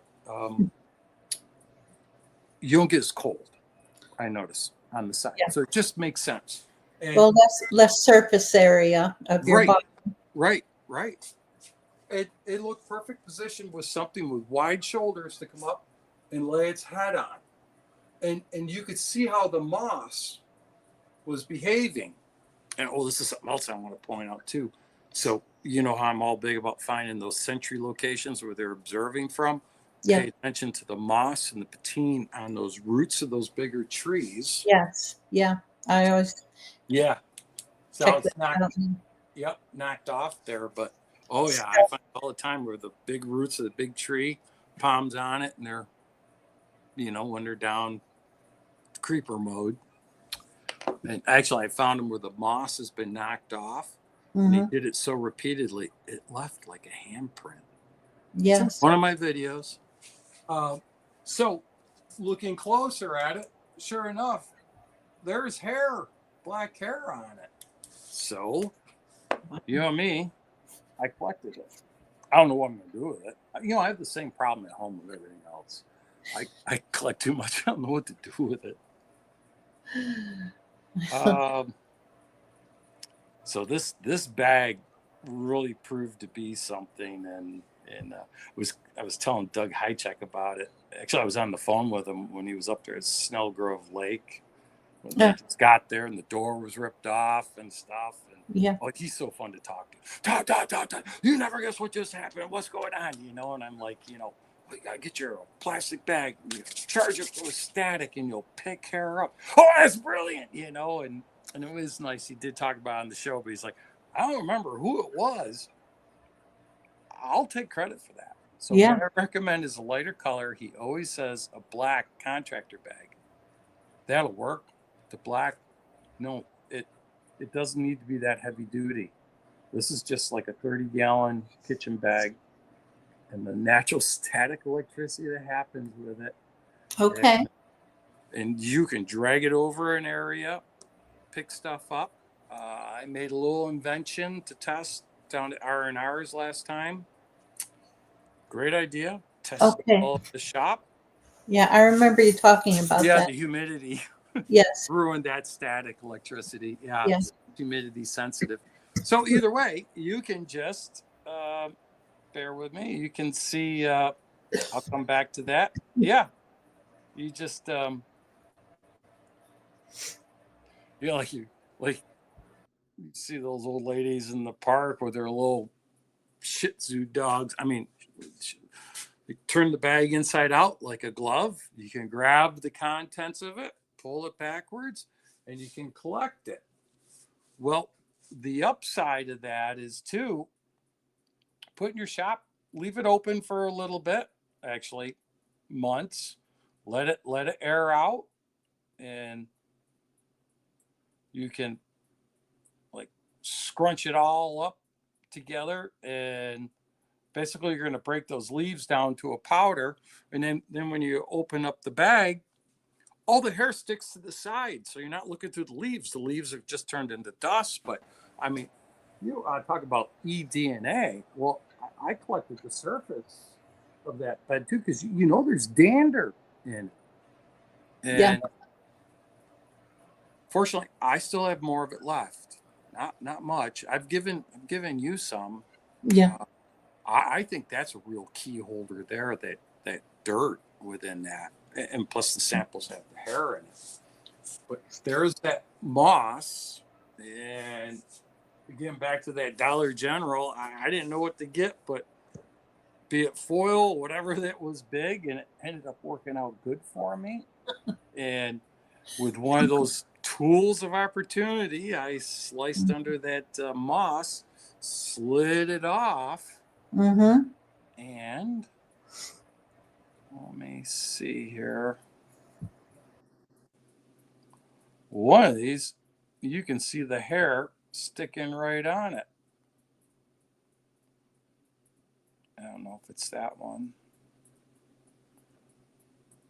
I can't see it, but well, I could visibly see the hair on that moss on their pillow.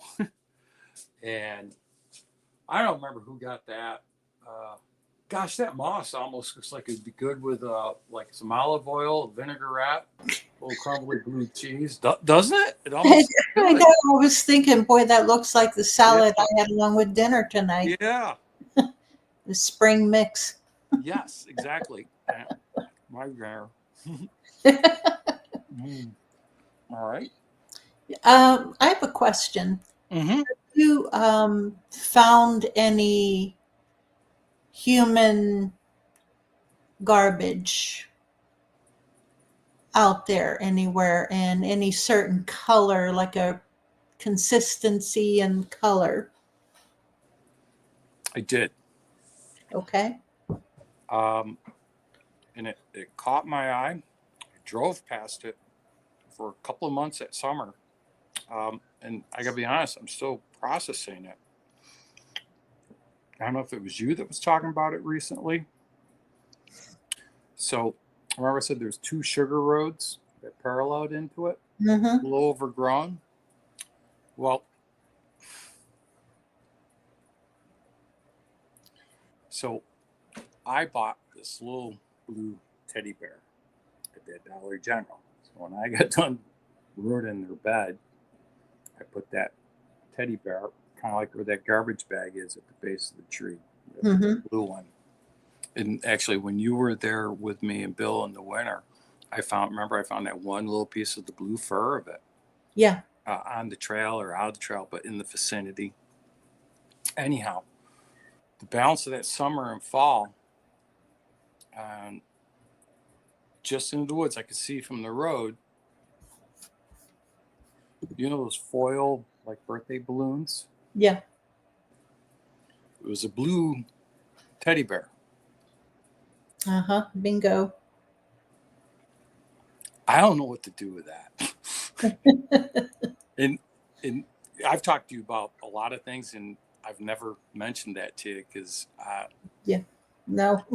And when I saw that the very first time, we can't go with feeling. It's not scientific, but it was definitely in my gut, and didn't feel bad, but it felt like it was for me. I didn't know what to do with it, so I left it where it was, and the thing stayed in that spot months and inflated too. But yeah, it didn't come off the forest floor, just a few inches. It was just like, yeah, I didn't. There was sometimes I'd drive past, see it, and I'd go like, it's a trap. I didn't, but I felt it. That means nothing. It's a feeling, but it's all I got to go on. It's a data point. Yeah. Because it's consistent. And blue. You just have to, so you just take note of it and okay. Yep. And I don't think I must have known something about blue because I bought a blue teddy bear, but I just thought it was just purely coincidence. Yeah, you may have heard it from Kumbo or Bear. One of their shows. Yeah. Yeah, because there was a reason why it was blue. I'm sure.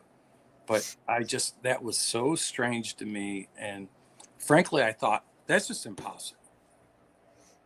But it's exactly what I thought and felt. But it's like, no, give me a birthday balloon, a blue teddy bear. Like, because I honestly just figured that they'd be pissed off at me. And I'll tell you, that was hairy in there. You don't have enough heads, enough eyes. I mean, I went in heavy but it's a joke. They ain't gonna do anything. Yeah. Well, at least, with those colors that you can pretty much figure out, okay, they're not out to kill you. Right. I hope. Yeah. Yeah. Yep. So this is not a picture of Bigfoot. This is a picture of a billy ape. Yeah. You know what? I'm going to wait on this one. It's showing the paleo erection that I observed that juvenile do. When I Okay. went over that treetop and the limbs broke because they were only small. Right. And I have a hard time figuring out the size of it. Well, it's not standing up. I'm going to say 5-6 foot. I'm going to say 5 foot if it was standing up. And that was crouched down. Every angle other than the spider crawl and bipedal. Well, like these other pictures, it moved like these, Yeah. not like that. And at times running just on the 2 legs, but with its arms out straight in front of it, just hanging. Okay. Yeah. There's some more locomotion here. Yeah. And this is why, again, this is a billy ape. Mm-hmm. This is why when I saw this immediately, I was like, oh, that's why they call them no heads. Mm-hmm. I couldn't see Yes. its head. Yeah. Yep. And then I saw a little bob of the head a little bit. It's but their backs, his back again was straighter. Yeah. If you look at them from the back, you would think, okay, there's no head. But Yep. yeah, it's just their anatomy, the way that it's sitting. And their shoulders are so big. Yeah. Yes. And this juvenile, it was nothing but shoulders. It was shoulders and arms. Yeah. It Yeah. Patty asked, how long did you observe that one? really not too long, but it was 50 yards from me. So I saw it walking along under the lower scaffold. So essentially, I saw it walking like, I'm trying to get myself out of the way. I saw it walking along like this. And trying to get the other fellow's attention, but hey, bear right here.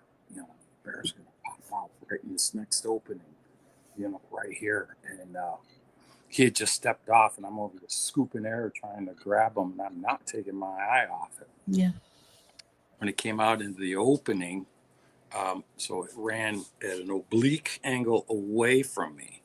So it was a short sighting, like a 1, 2, 3, 4, not counting the first part of seeing its lower legs. But I think because of its direction and slightly uphill, it let me take in a lot. And I was absolutely at the benefit of having that hunter's eye and that bow hunter's eye, where there's a whole lot more that we have to process to be able to do that. And I was already in hunting mode. Mary, the craziest thing of why I was even looking over there was that winter I had filmed the first orange incandescent colored balls of light. You know how we normally look out towards, sit on the curve and we look away. Yeah. Well, I was getting ready to go packing up, and on the other side of the truck was one in the woods, and there's nothing over there. There's nothing on any one of those directions. And I had walked the curve of it and determined that it was close, because you can better calculate distance, time, and depth when you have an X and Y axis. So it's essentially what I had walked filming it while that was down in there. So now I'm the moment of the sighting, just moments prior to that, I was showing Derek. It's like, hey, remember that video I sent you this winter of those balls of light? It was right over there. And I just happened to be pointing over it, and all of a sudden I saw that limb pop up. And it's like that hunter eye in mind just immediately just embedded me. Wait a minute, that limb was a little too big. There's no wind, and you just start that search, and then I saw this part, and yeah, it was over there. Yeah, and the activity we had that night before, and I had them on FLIR, and then that's a whole nother long story. Just that night prior. Did I answer your question, Mary? Sometimes you have to keep me on task.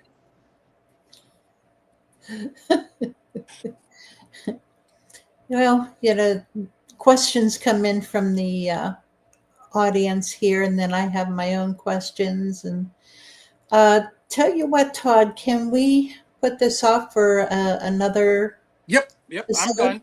Can I do a little teaser just for fun? Sure, absolutely. So this is a view from the curve. This is just a still shot.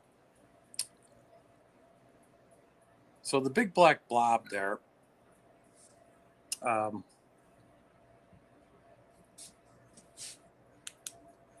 ball light. So this is just a screenshot of the video, the ball light coming from there, and then you'll see another one come to it and disappear. And then you'll see this black blob 220 yards away between videos, and it looks like it kind of turns like this as that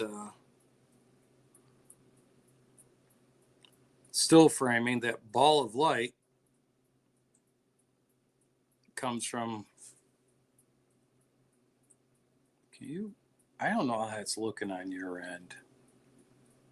I don't know if that's coming out any good, Mary. No, I can see it. Yeah, it's a blob squatch, but obviously one of those balls of light. So this is just a teaser. So everybody wants to know what those things are, where they come from. Well, let's pretend that blob is a Bigfoot. You know where the balls of light come from. Shooting them out there. Take a look at it. You got to see the video. I mean, I'm being tongue in cheek, or am I? But I mean, that's what the three videos looks like from that angle. It's shooting balls of light out its backside. Yes. And it's almost like, this is assuming that it is a Bigfoot. It's almost like it's turning and going, oh, that's a good one. And his friends lighting the parts. Huh? Gotta say it. Gotta say it. Yep. So we can wrap up on that. Perfect ending. Okay. All right, this was fun. Yeah. Oh, it was. And thank you so much, Todd. And we'll I got a ton more. I have a lot of fun with you, Mary. I love you. I know. I know you've got a ton more, and I'm exhausted. Yeah. You have to be tired. I am. I'm in a good mood and feeling good, and that's a really good feeling. Good. Oh, yeah. And plus, this is fun. I know it is. Yeah. Yeah, that's why I keep this up. Right. You are dedicated to it. But yeah, people can check out this video that we're joking about, but yet I kind of raise a question, and I wish somebody could stabilize it. And there's 3 of the videos, and I actually have a couple more. I know there is technology to overlay them and stabilize them. So as between the 3 videos, does something turn and look at it? I know there's a lot that can be done with that. But it's actually these videos that caused me to start a YouTube channel to share these, because it was too big to email, and one of my employees had a great idea. Well, you start a YouTube channel. Okay, yeah, do that for me. And that's how I ended up with this name. We thought it was a password. That's why it's all one word instead of separate. Yeah. We're well, plus we toyed with that some because it's so contingent on how people type it in. Yeah. and whether they get Todd Standing, and you should see his videos. You can learn a lot, but I want people to find mine too. Yeah. Yep. So that's why subscribing and liking. Yes, please, guys. You subscribe to his channel. I have the link. Just scroll up above in the chat and click on that link and subscribe to Todd's channel. Yep, And just share information, and there should be a way on there how to get a hold of me, which is that Bigfoot New York Todd at Gmail. And I just started that, and people have questions, concerns, just like Mary can help people out that are have experienced or experiencing things on their property and how to deal and cope with it or whatever. I can help with that too, but more Western New York and Northern PA, and I talk and work closely with Mary. So yes, I have her resource, and she's got good books. Buy her book. yes, please. Yeah. All right. Right there. Yep. You have learned, and you're not done learning, are you? No, absolutely no. Right. Learning every day. Yep. Learning, from doing these and from the group and everyone I talk Yep. to. And it's fascinating and it's fun. Every time I go Bigfooting, friends be like, "Did you get something?" It's like, "Yeah, I got schooled again." Always, I yeah. get schooled every time I go. Yes. And Oh my, yeah. like They're fascinating, and heck yeah, it's dangerous because you're fooling with something on so many unpredictable. levels. Yep. Yeah, but it's fascinating. And someday I'll be able to tell the story. I've told you the story about David Paulides and I, and Yes. and our experience. And the most dangerous thing in the woods are people, and they come from nowhere. And finally met somebody that knew this fella, and I forgot his name, but he's like, "Oh, that's Mr. Smart Like Tractor." What? Yeah.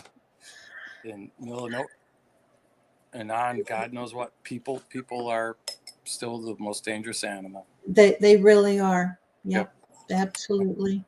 Well, Okay. let's close it down here, and you take care. I will. You too. Yeah, and I've got couple empty slots coming up, but we'll try to fit Yeah. you in. I got more whenever. Yeah. Okay, good. Yeah. All right. You have a good night. I will. Thank You too. you. Yep. Thank you, everybody in chat. And I'm going to watch it later because I want to be able to see your questions and everything too. So enjoy the people in chat. It's such an important engagement part of the show. They are. They really are. I Yep. enjoy. Plus, they're joking in between. Oh, and I love that too. Yeah. All right, guys. Take care. Yep. You too. God bless. God bless. All right, guys. All of you have a good evening. And again, if you have a prayer request, let me know, and I'll pray for you. And tell you what, come back next Wednesday because we will be. We'll have Steve and Shelley Stetzer on the show. Fascinating couple from New Jersey. You'll really enjoy them. And so you take care. God bless. And Monkey Wench out.